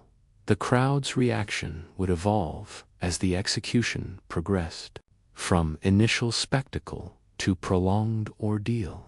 Early enthusiasm might give way to uncomfortable silence as the reality of what they were witnessing penetrated even the most hardened sensibilities. Some spectators would turn away, unable to bear the sight of such systematic destruction, while others would remain transfixed by the terrible fascination of witnessing the absolute limits of human suffering made visible and prolonged through deliberate cruelty. The psychological dimensions of sawing added layers of horror that transcended mere physical pain.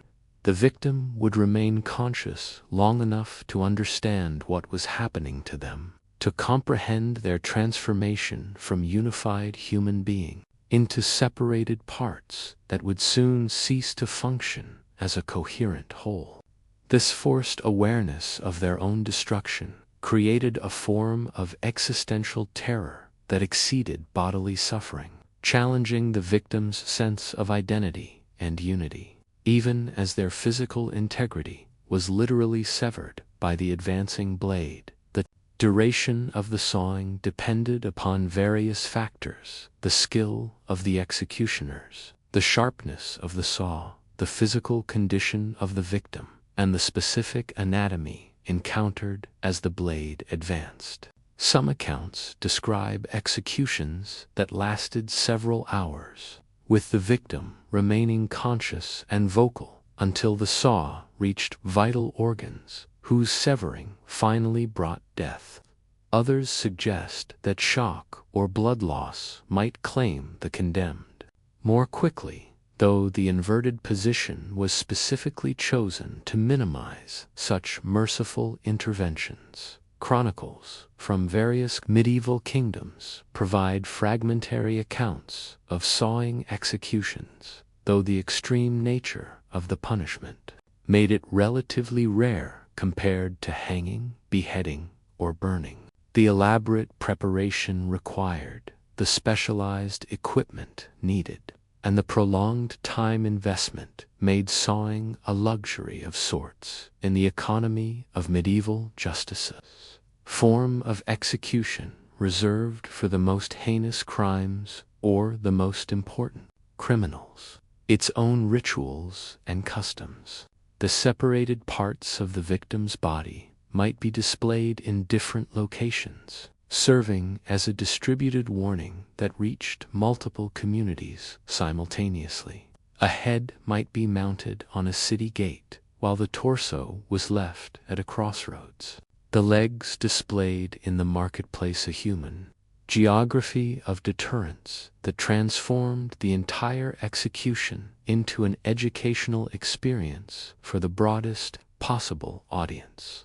Some records hint at the psychological toll that conducting such executions took upon the executioners themselves. Unlike the swift work of a headsman or the routine process of hanging, sawing required sustained effort over extended periods, forcing those who conducted it to maintain intimate contact with human suffering for hours at a time. The boundary between justice and murder, already thin in medieval legal systems, might have seemed to disappear entirely for men whose daily labor involved the slow division of living human beings. The decline of sawing as a form of execution reflected broader changes in European sensibilities and legal philosophy. As concepts of proportional punishment gained acceptance and public displays of prolonged suffering began to seem counterproductive to social order, sawing gradually disappeared from legal codes in favor of methods that promised quicker deaths and less elaborate spectacles. By the early modern period, most kingdoms had abandoned the practice, though it lingered in some regions until surprisingly late dates. Archaeological evidence for medieval sawing remains scarce, as the wooden execution frameworks would have decayed over time, and the saws themselves might have been indistinguishable from ordinary carpentry tools. However, some museum collections preserve instruments that may have served execution purposes, their design slightly modified from standard woodworking tools in ways that suggest specialization for the unique requirements of human bisection. Modern forensic pathologists, when they encounter historical descriptions of sawing, often focus on the technical challenges that such executions would have presented.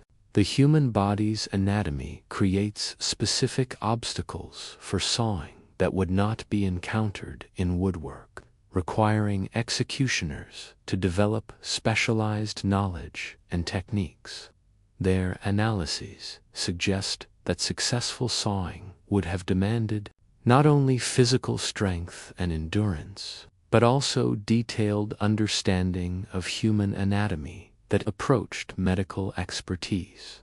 The preservation of accounts describing sawing executions reflects the complex relationship between horror and memory that characterizes much of medieval historical writing. Chronicles that described such events in detail were both preserving historical record and creating cautionary tales.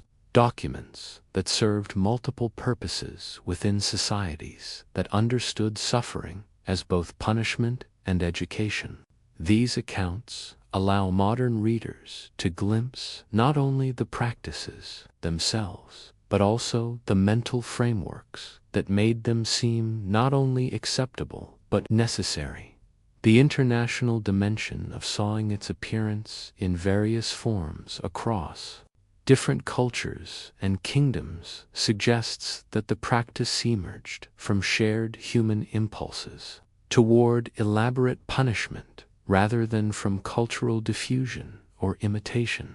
The basic logic of sawing prolonged suffering combined with public spectacle appeared independently in regions that had little contact with one another, indicating that the human capacity for systematic cruelty follows certain patterns that transcend specific cultural contexts. The religious justifications for sawing varied according to local theological traditions, but most emphasized themes of divine justice working through human instruments. The prolonged nature of the punishment was sometimes interpreted as providing extended opportunity for repentance, while the public aspect was seen as serving educational purposes that benefited the souls of witnessing crowds. These theological frameworks allowed societies to reconcile elaborate cruelty with religious teachings about mercy and compassion, creating conceptual space for practices that might otherwise have seemed incompatible with Christian or Islamic values. The social dynamics surrounding sawing executions revealed complex hierarchies of participation and observation. Nobles might attend from elevated platforms that provided optimal viewing while maintaining appropriate distance from the actual proceedings. Common citizens would crowd closer to the execution site, their proximity to the sawing reflecting their lower social status, but also their greater vulnerability to the lessons that such spectacles were intended to teach. Even children were often brought to witness these events, their presence reflecting beliefs about the executional value of observing justice in its most extreme forms. The economic dimensions of sawing executions created small industries around their implementation and display. Specialized craftsmen might be commissioned to build execution frameworks, while merchants would profit from selling food and drink to crowds that gathered for what could be day-long spectacles. The extended duration of sawing created opportunities for various forms of commerce that shorter executions could not support, transforming legal proceedings into economic events that benefited numerous participants beyond the immediate agents of justice. The symbolic significance of sawing extended far beyond its practical function as a method of execution. The act of dividing a human being into separate parts resonated with various cultural anxieties about unity, integrity, and the relationship between individual identity and physical wholeness. In societies that understood the body as a microcosm of larger social and cosmic orders, the systematic bisection of a criminal's body might have been interpreted as a restoration of harmony through the elimination of discord. The gender dimensions of sawing reflected broader patterns in medieval approaches to criminal justice, though the extreme nature of the punishment made it relatively rare for either men or women When women were subjected to sawing, accounts often emphasized the violation of natural feminine roles that their crimes were thought to represent, while male victims were typically presented as having betrayed masculine duties of protection and leadership. These gendered interpretations added additional layers of meaning to executions that were already rich in symbolic significance. The technological aspects of sawing executions required continuous innovation and refinement as executioners sought to balance efficiency with the goal of prolonged suffering. Different saw designs were tested and modified. Suspension systems were improved to ensure proper positioning, and timing methods were developed to coordinate the work of multiple executioners. This technological evolution transformed what might have begun as crude brutality into a refined practice that represented considerable expertise in the applied science of causing suffering. The psychological preparation of victims for sawing executions became a specialized aspect of medieval criminal justice, with condemned prisoners often spending days or weeks in cells where they could contemplate their approaching fate.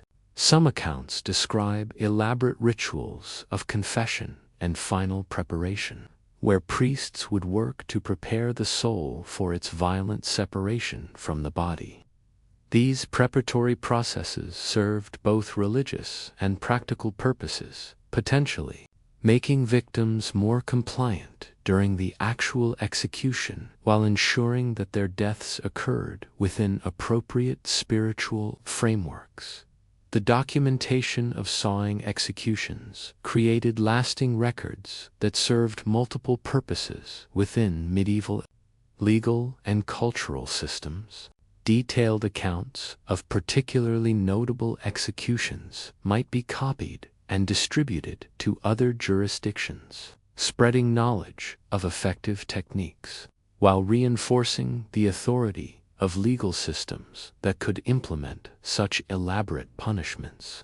These records also served as precedents for future cases, creating institutional memory that ensured consistency in the application of extreme penalties. The medical knowledge that accumulated through the practice of sawing executions contributed to broader understanding of human anatomy and physiology, though this educational benefit came at a cost that few modern observers would consider acceptable.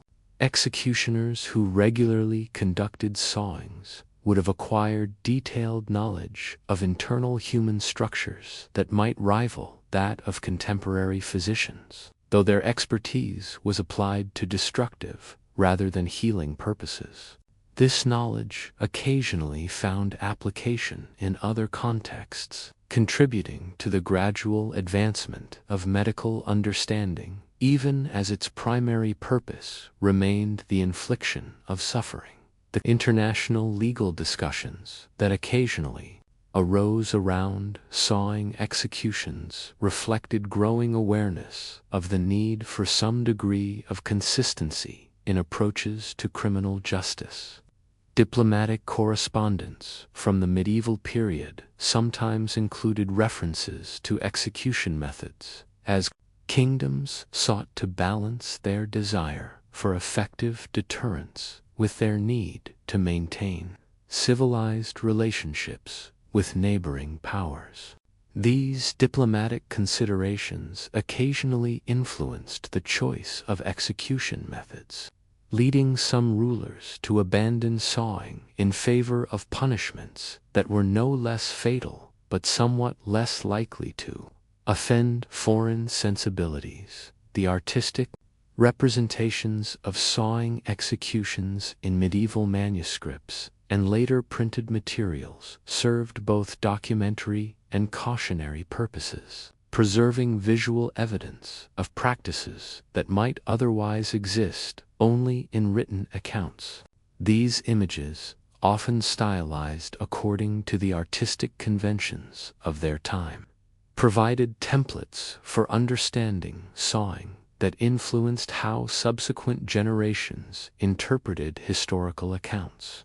The visual legacy of sawing thus extended far beyond its actual practice, shaping cultural memory in ways that pure textual description could not achieve.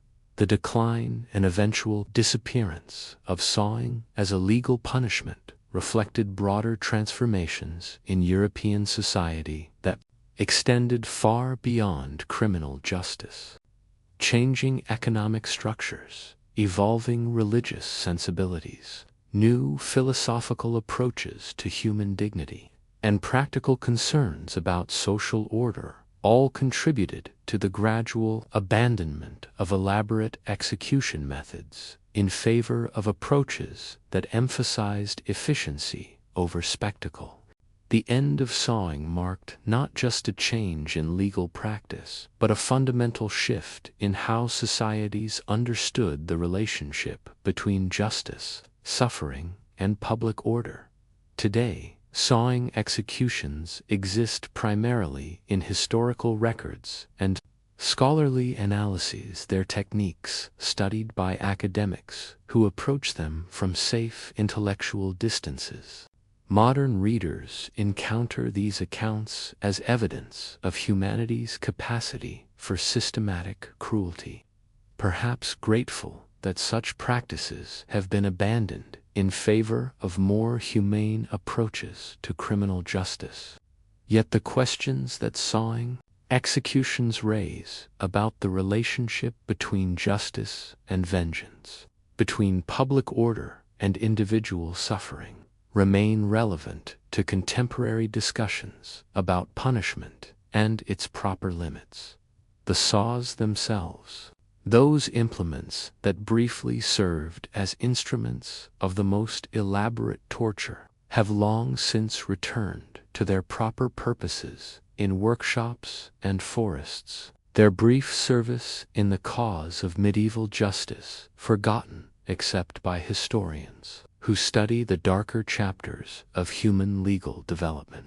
Yet their temporary transformation from tools of construction to instruments of destruction reminds us that the boundary between civilization and barbarity often depends less on the tools we use than on the purposes to which we apply them, and that even the most innocent implements can be perverted to serve the darkest impulses of human nature, when justice becomes indistinguishable from revenge and mercy, yields to the terrible certainty that some crimes can only be answered with suffering that exceeds all reasonable bounds. In the shadowed chambers and public squares of medieval Germany, where justice wore the mask of divine will and punishment took forms limited only by human imagination, there stood cages that transformed the very concept of imprisonment from temporary confinement into prolonged exhibition. These iron coffins, shaped to accommodate the human form, yet designed to deny every comfort that form might crave, represented a fusion of practical detention and symbolic humiliation that elevated incarceration into an art form of suffering refined. Through generations of legal tradition, the cages themselves were marvels of metalworking skill perverted to cruel purpose, each one forged to the approximate dimensions of a human body, yet subtly wrong in ways that made comfortable positioning impossible. Some were shaped like standing figures, their iron bars formed into humanoid outlines that forced occupants to remain upright for days or weeks, their feet bearing weight that gradually became unbearable, while their arms found no position that offered relief. Others resembled crude coffins, their interior dimensions calculated to prevent the prisoner from either sitting comfortably or lying flat, trapping them in a space that was neither rest nor motion, but a constant state of physical compromise that wore away strength and sanity with equal efficiency. The craftsmanship required to create these instruments reflected a sophisticated understanding of human anatomy and psychology. As smiths worked to create containers that would maximize discomfort while ensuring survival long enough to serve their deterrent purpose. The spacing of the bars was crucial, wide enough to allow feeding and the passage of air, yet narrow enough to prevent escape or the assumption of positions that might provide relief. The height and width were precisely calculated to deny the occupant any posture that could be maintained indefinitely, creating a geometric prison where every position was temporary and every movement led only to new forms of discomfort. The crimes that merited cage imprisonment varied according to local custom and legal tradition, but typically involved offenses that challenged social order in fundamental ways. Gluttony, heresy, adultery, theft, fraud, crimes that were seen as corrupting the moral fabric of the community rather than merely harming individual victims. The cage served as both punishment and advertisement, displaying the criminal's degradation in the most public possible manner while forcing the community to confront the consequences of transgression against established norms. Installation of the cages required careful consideration of location and orientation, for their effectiveness depended as much upon their visibility as upon their capacity to cause suffering. Town squares, marketplaces, church courtyards, crossroads locations where maximum numbers of people would encounter the imprisoned criminal during their daily activities. The cages were typically elevated on posts or platforms that raised them above eye level, ensuring that the occupant would be visible from considerable distances while preventing any possibility of assistance or interaction with passing sympathizers. The process of caging began with a ceremony that invested the punishment with appropriate gravity and legal authority. The condemned would be brought to the designated location in chains, their sentence read aloud by officials who spoke with voices that carried across the assembled crowd. Sometimes the charges would be repeated multiple times, ensuring that all present understood both the nature of the crime and the form of justice being administered. The prisoner would then be locked into their metal container, the key turned with ceremonial significance that marked the beginning of an ordeal whose duration might be measured in days, weeks, or even months. Life within the cage transformed ordinary human activities into exercises in adaptation and endurance that tested the limits of both physical and mental resilience. Sleep became a negotiation with iron bars that allowed no comfortable position. Hunger evolved into a relationship with whatever food might be provided by guards or charitable citizens. And elimination required accommodations that stripped away the last vestiges of human dignity. The occupant would be forced to perform the most basic functions of human existence under the constant observation of a community that had gathered to witness their degradation. The seasonal dimensions of cage imprisonment added layers of suffering that reflected the natural cycle of the year.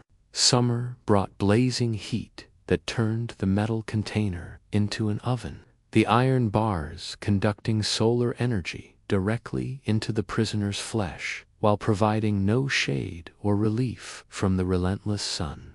Winter transformed the same cage into a refrigerator, the metal drawing heat from the human body with efficient cruelty, while snow and rain provided additional torments that free individuals could easily avoid.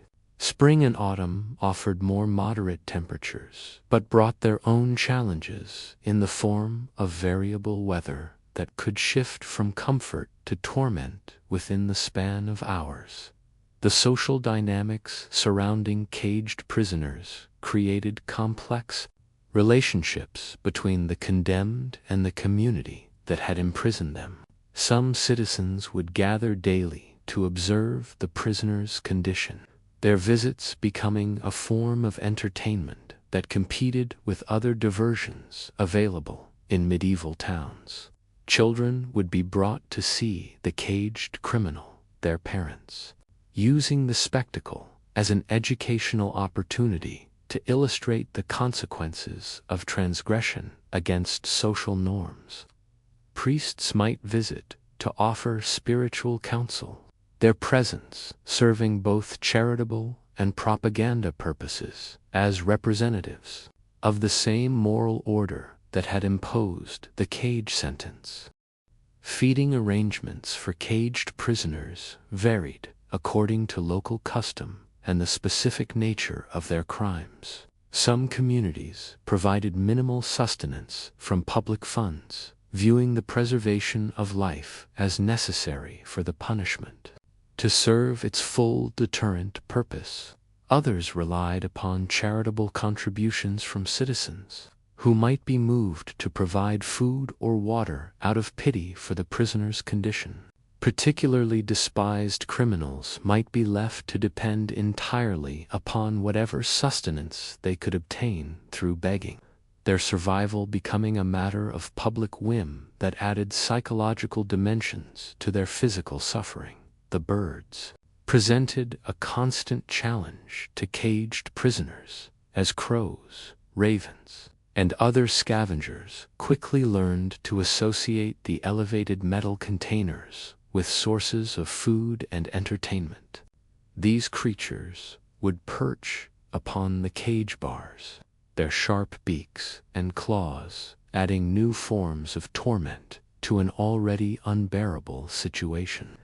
Some accounts describe prisoners who lost fingers or toes to particularly aggressive birds, their flesh providing easy targets for creatures that recognized vulnerability when they encountered it. The symbolism was not lost on medieval observers, who understood the presence of carrion birds as a sign that the imprisoned criminal had already begun the transition from living human being to dead meat suitable for scavenging. The psychological effects of cage imprisonment often proved more devastating than its physical discomforts. The constant public exposure stripped away privacy and dignity in ways that isolated confinement could never achieve, forcing the prisoner to perform their degradation before an audience that included former friends, neighbors, and family members.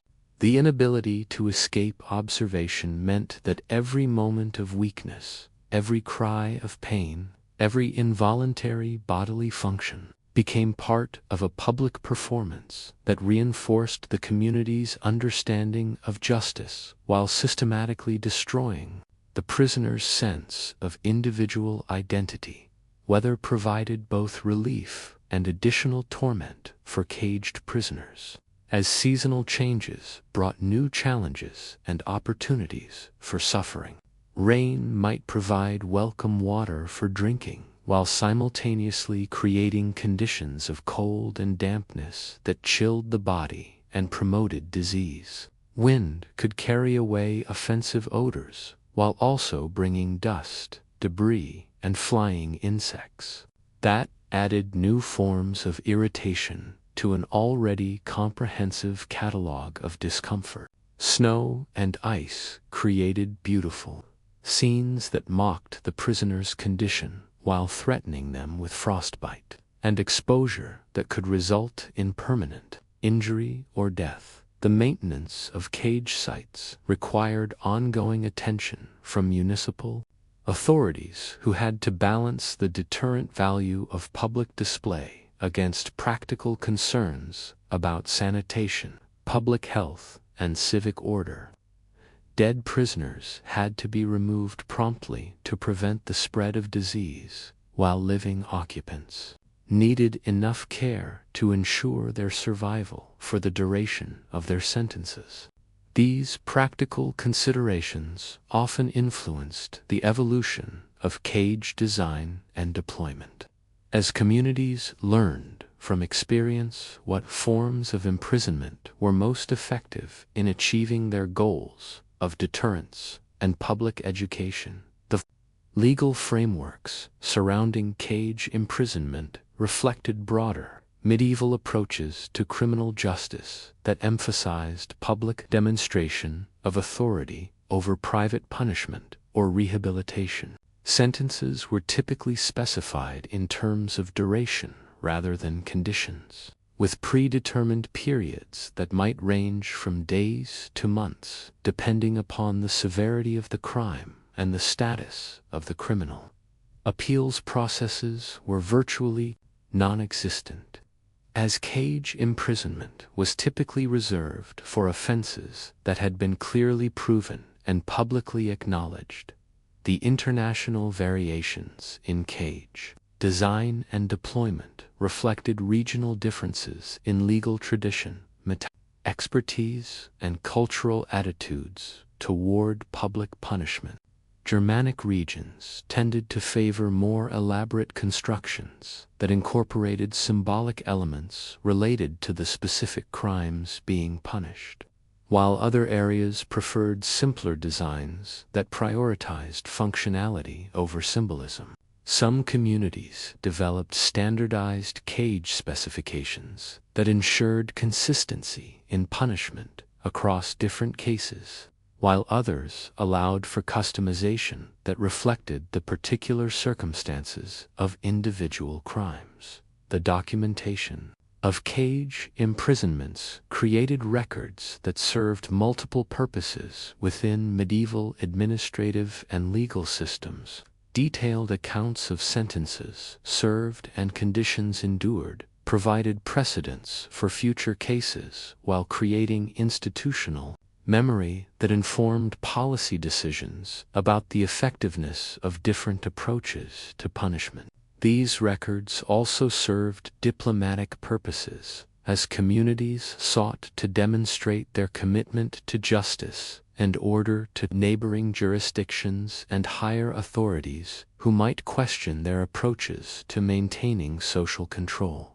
The technological evolution of cage design reflected ongoing experimentation with different approaches to achieving the goals of public punishment through prolonged confinement. Early cages were often crude constructions that prioritized functionality over durability, but experience taught smiths and officials to create more sophisticated devices that could withstand weather and use while providing the specific forms of discomfort that made them effective instruments of justice. Innovations in metalworking techniques allowed for increasingly refined approaches to creating geometric spaces that maximized suffering while minimizing the risk of premature death. The economic dimensions of cage imprisonment created costs and benefits that influenced community decisions about when and how to implement such punishments. The initial expense of commissioning and installing cages represented significant municipal investment, while the ongoing costs of maintenance and prisoner care required sustained commitment of public resources. However, the deterrent effects of visible punishment could reduce crime rates in ways that potentially offset these costs, creating economic justifications for practices that might otherwise have seemed excessively expensive forms of criminal justice. The decline of cage imprisonment reflected broader transformations in European approaches to punishment and social control that began to emerge during the late medieval and early modern periods. Changing philosophical attitudes toward human dignity, evolving religious sensibilities, about the proper treatment of criminals, and practical concerns about the effectiveness of public punishment all contributed to the gradual abandonment of cage imprisonment in favor of other approaches to criminal justice. The transition was gradual and uneven, with some communities maintaining cage systems well into periods when their neighbors had already adopted alternative methods. The physical remnants of medieval cage imprisonment are scarce, as most of the iron constructions were eventually recycled for other purposes when their judicial function ended. However, some museums preserve examples of these devices, their rusted bars and weathered metal surfaces, serving as tangible connections to practices that might otherwise exist only in historical documents. These surviving artifacts provide opportunities for modern observers to comprehend the physical reality of cage imprisonment in ways that written descriptions alone cannot convey. Today, cage imprisonment exists primarily as a subject for historical study and reflection on the evolution of human approaches to justice and punishment. Modern readers encounter these practices as evidence of humanity's capacity for systematic cruelty disguised as social necessity. Perhaps grateful that such elaborate forms of public humiliation have been abandoned in favor of approaches that emphasize rehabilitation over retribution. Yet the fundamental questions that cage imprisonment raises about the relationship between individual suffering and community welfare, between public order and human dignity, remain relevant to contemporary discussions about criminal justice and its proper limits. The cages themselves, those iron containers that briefly housed human misery in the service of medieval justice, have long since disappeared into the anonymity of recycled metal or museum storage. Yet their legacy persists in historical memory as a reminder that the boundary between civilization and barbarity often depends less on the sophistication of our technologies than on the purposes to which we apply them, and that even the most refined craftsmanship can be perverted to serve impulses toward cruelty when justice becomes indistinguishable from vengeance and mercy yields to the terrible certainty that some crimes can only be answered with suffering that transforms punishment from correction into spectacle. In the dank chambers where Renaissance justice probed the secrets of the human heart through the systematic application of terror to flesh, there emerged an instrument of interrogation so perfectly calibrated to exploit fundamental human vulnerabilities that its very existence challenged the boundary between law and nightmare. The rat torture, as it came to be known in the whispered conversations of those who survived its application, represented a perverse marriage of human ingenuity and animal instinct, transforming the desperation of trapped creatures into an instrument of confession that spoke directly to fears older than civilization itself. The technique required minimal equipment yet demanded maximum psychological sophistication from those who administered it. A simple cage, typically constructed of iron mesh or wooden slats, would be placed upon the prisoner's exposed abdomen or chest, its open bottom creating a confined space between metal and flesh.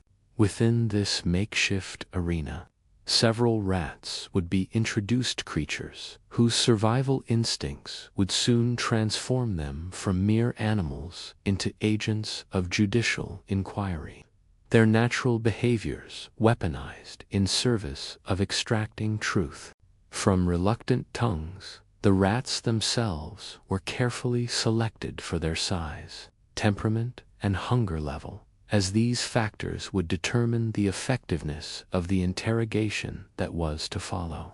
Large specimens were preferred, their substantial bodies capable of inflicting more significant damage, while hunger enhanced their motivation to seek escape through whatever means presented themselves. Some accounts suggest that the rats were deliberately starved before their judicial employment, their desperation carefully cultivated to ensure maximum enthusiasm for the work they were about to perform. The prisoner, bound to prevent movement that might interfere with the delicate choreography about to unfold, would watch in growing terror as the cage was positioned and its small occupants introduced. The psychological dimension of the torture began long before the first bite, as the condemned contemplated what was to come, while the rats explored their confined space with the quick, nervous energy of creatures suddenly finding themselves in an unfamiliar environment. The scratching of claws against metal, the squeaking of rodent voices, the scurrying movement of small bodies served as prelude to an ordeal that would test the limits of human endurance. The true horror began when heat was applied to the upper surface of the cage, typically through the application of burning coals or heated metal that transformed the container from mere confinement into an increasingly uninhabitable environment. As the temperature rose within their metal prison, the rats would experience the growing discomfort that would soon drive them to seek escape through the only route available downward, through the soft flesh of the human body that formed the floor of their temporary world.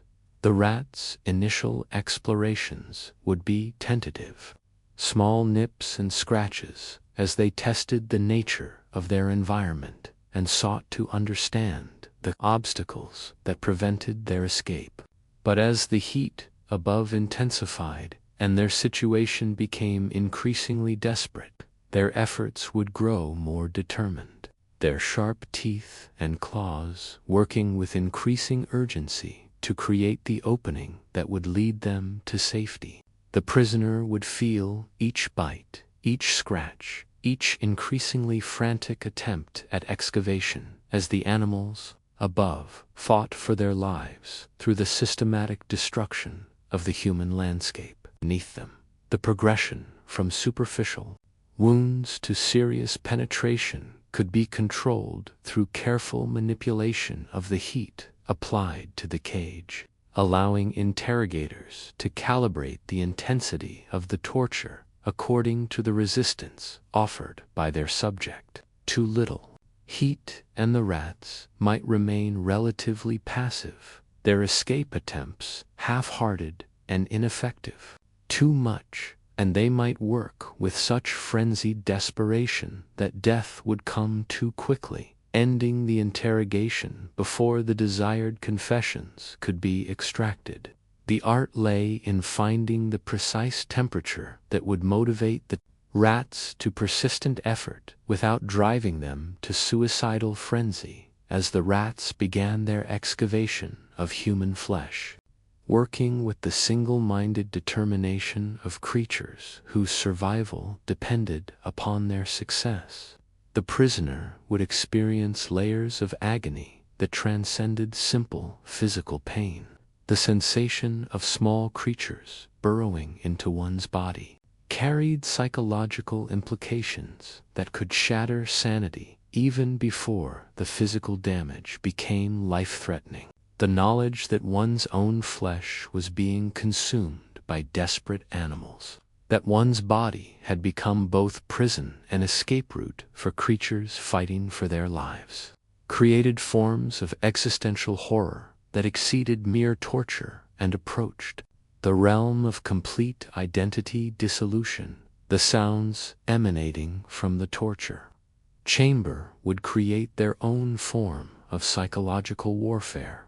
As the squeaking of increasingly frantic rats mixed with the screams and pleas of the human victim to produce an auditory landscape of desperation that could be heard throughout the building where such interrogations took place, guards, scribes, and other prisoners would be forced to listen to the systematic destruction taking place.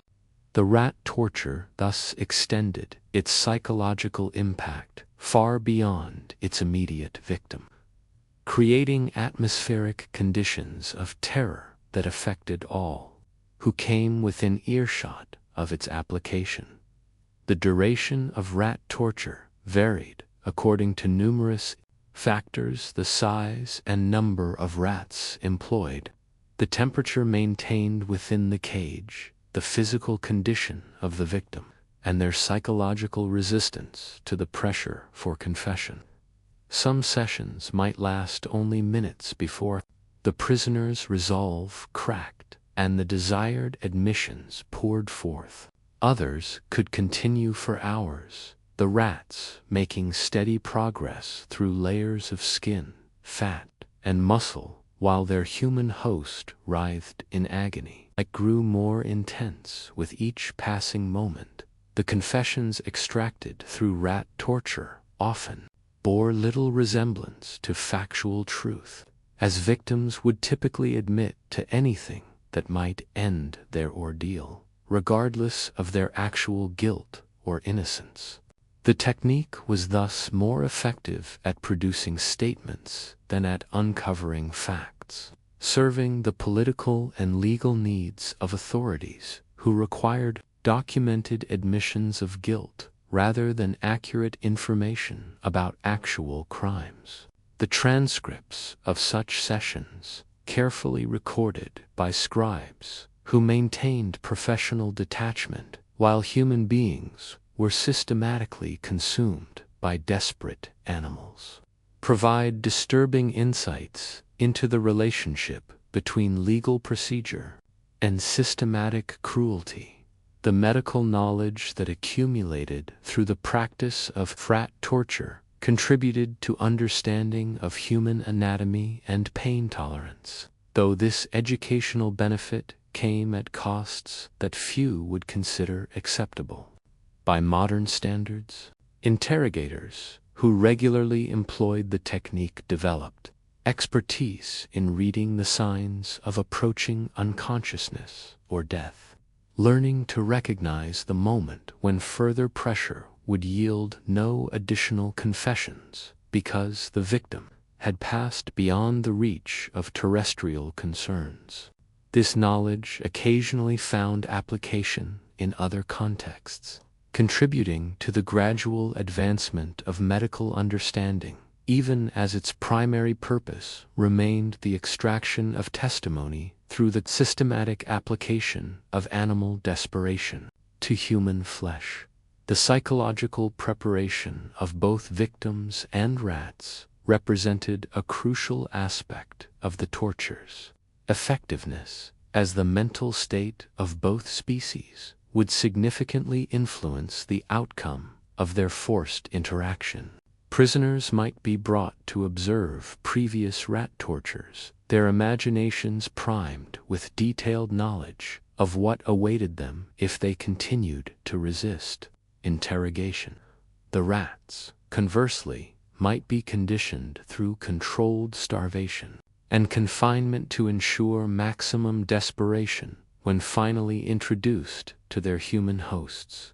These preparatory processes transformed the torture from spontaneous cruelty into carefully orchestrated theater designed to produce specific psychological and physical results. The cleanup procedures following rat torture sessions reflected the practical challenges posed by techniques that transformed human bodies into landscapes of animal excavation.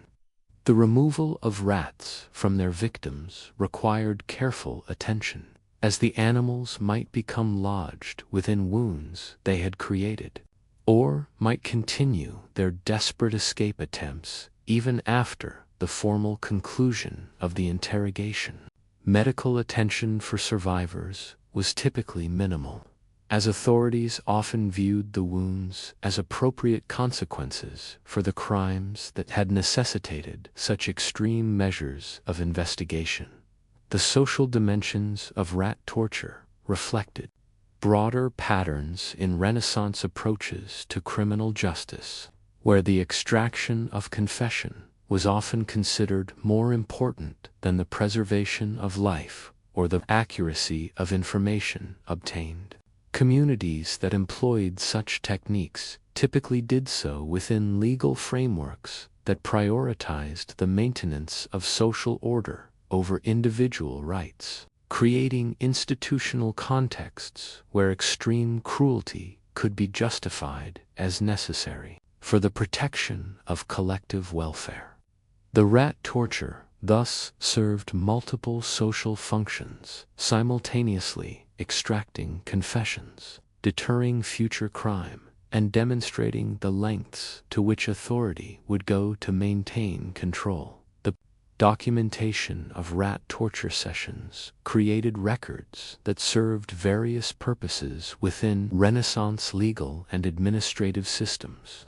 Detailed accounts of confessions extracted provided evidence for subsequent legal proceedings while creating precedents that informed future interrogations.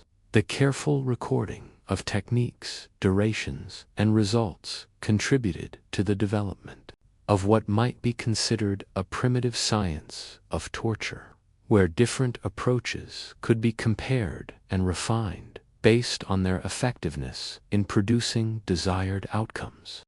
The international variations in rat torture techniques reflected regional differences in legal tradition, available materials, and cultural attitudes toward the proper treatment of suspected criminals. Some jurisdictions developed elaborate protocols that specified exact procedures for cage construction, rat selection, and heat application, while others allowed interrogators greater discretion in adapting the basic technique to local conditions and individual cases. These variations created opportunities for the exchange of expertise between different legal systems, as successful innovations in torture technique spread through networks of professional interrogators and legal officials. The decline of rat torture coincided with broader transformations in European approaches to criminal justice that began to emerge during the later Renaissance and early Enlightenment periods.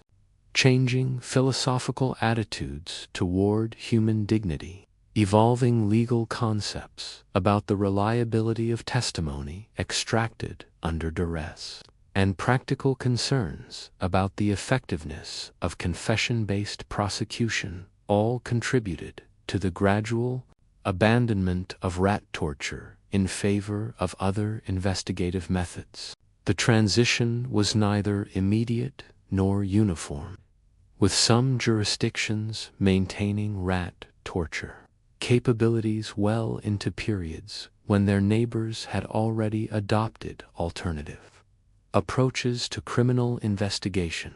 The legacy of rat torture persists in historical memory as a reminder of humanity's capacity for creativity in the service of cruelty, demonstrating how ordinary animals and simple technologies can be combined to produce suffering that exceeds what either could achieve independently. The technique's fusion of human ingenuity with animal desperation created a form of torture that was both efficient and psychologically devastating, serving as a testament to the lengths to which some societies will go in their pursuit of confession and control taught today.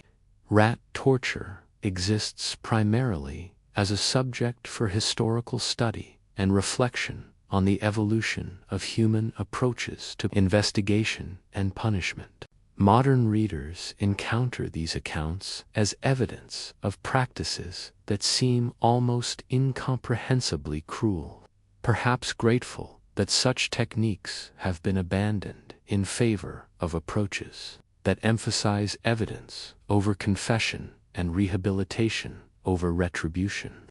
Yet the fundamental questions that rat torture raises about the relationship between truth and coercion, between justice and cruelty, remain relevant to contemporary discussions about interrogation methods and their proper limits. The cages that once housed the desperate rats in their work of human excavation have long since disappeared, their metal recycled for more benign purposes or rusted away in forgotten corners of abandoned buildings.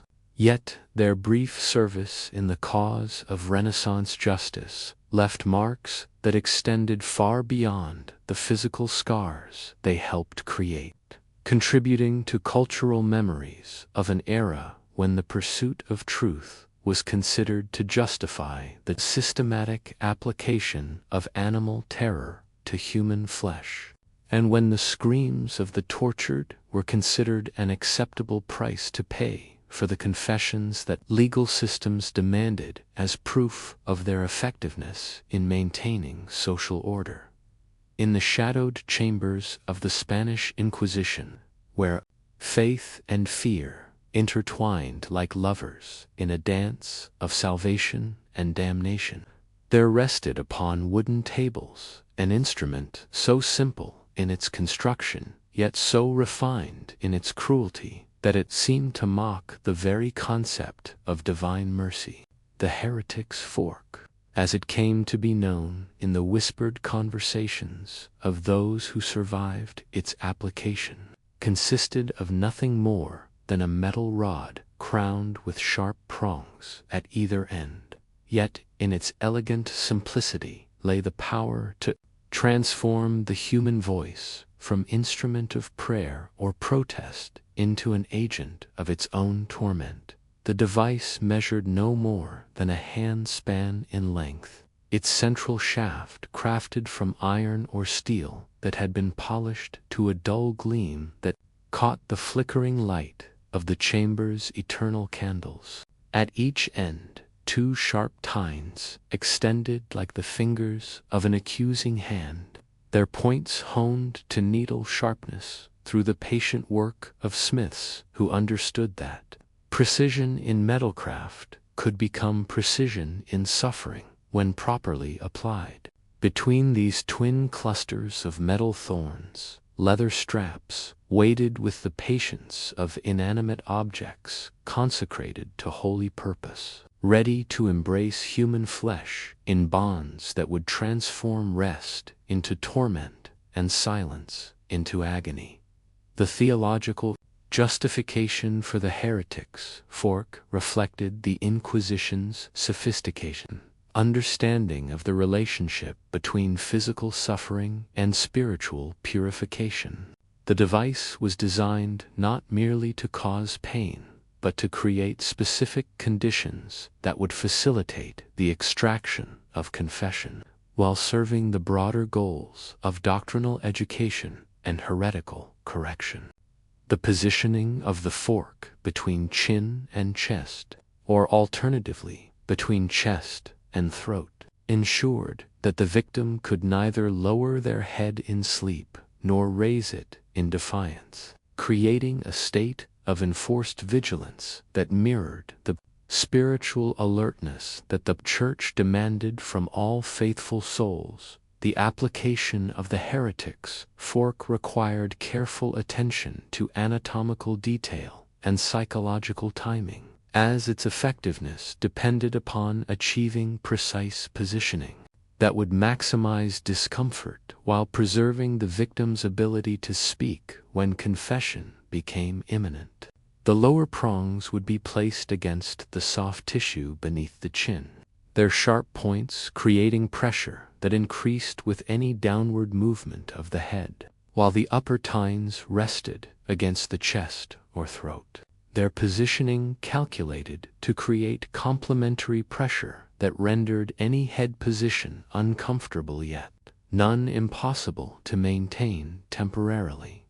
The leather strapping system that secured the fork in place represented a masterpiece of practical engineering applied to the science of suffering, with adjustable buckles and carefully measured lengths that allowed for precise calibration of the pressure applied to the victim's flesh.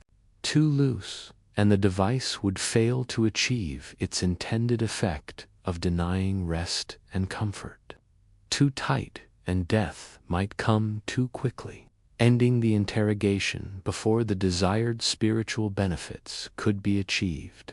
The art lay in finding the exact tension that would create maximum discomfort while preserving life long enough for conscience to overcome the flesh's weak resistance to divine truth. Once secured in place, the heretic's fork began its patient work of spiritual instruction through the application of carefully controlled physical pressure. The victim would find that every natural movement of the head resulted in sharp pain as the metal prongs bit into tender flesh, creating a feedback loop of discomfort that made rest impossible while consciousness remained. Sleep became not a refuge from the day's interrogations, but a torture in itself, as the relaxation of muscles during unconsciousness would drive the prongs deeper into skin that was already raw from hours of constant pressure. The psychological dimensions of the fork transcended its immediate physical effects, as the device created a state of hypervigilance that exhausted mental resources while leaving the mind acutely aware of every sensation. Victims would become obsessively focused on the position of their head, constantly adjusting and readjusting in futile attempts to find positions that might offer momentary relief.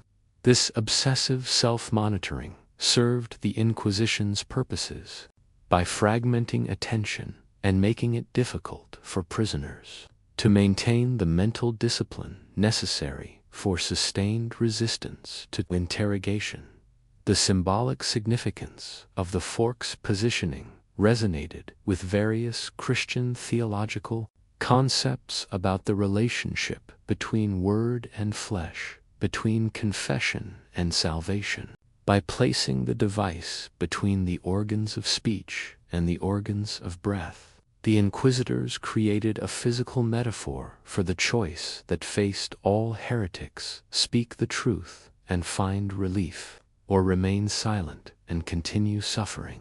The fork thus became both instrument and teacher, its metal prongs serving as constant reminders that redemption lay only a confession away, while damnation pressed against the flesh with increasing urgency. The duration of fork application varied according to the severity of the suspected heresy and the resistance displayed by the individual prisoner.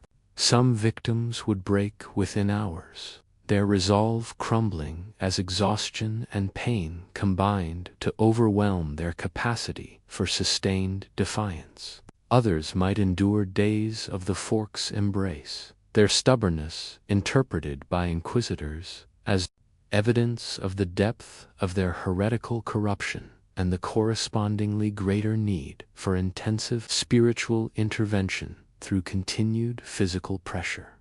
The maintenance of prisoners under fork discipline required careful monitoring by guards who understood the device's effects and could recognize the signs that indicated approaching collapse or confession. The victim's skin would gradually break down under the constant pressure of the metal prongs, creating wounds that required attention to prevent infection from ending the interrogation prematurely. Medical care, when provided, was calibrated to preserve life and consciousness rather than to provide comfort, ensuring that the fork's educational effects could continue uninterrupted by the complications of serious illness or premature death. The confession process under fork discipline often followed predictable patterns, as exhaustion and pain combined to break down the psychological barriers that prevented cooperation with inquisitorial authority. Initial admissions might be minor. Acknowledgments of minor doubts or small transgressions that served as tests of the prisoner's willingness to cooperate. These preliminary confessions would be carefully recorded and used as foundations for more detailed questioning that probed deeper into the victim's beliefs and associations, each admission creating leverage for extracting additional information. The transcription of confessions obtained through fork torture created documents that served multiple purposes within the Inquisition's complex bureaucracy. These records provided evidence for subsequent legal proceedings while creating precedents that informed future interrogations. The careful documentation of techniques, durations, and results contributed to the development of systematic approaches to heretical investigation that could be replicated across different jurisdictions and adapted to various types of doctrinal deviation. The training of personnel in the proper use of the heretic's fork reflected the Inquisition's commitment to professional excellence in all aspects of its spiritual mission.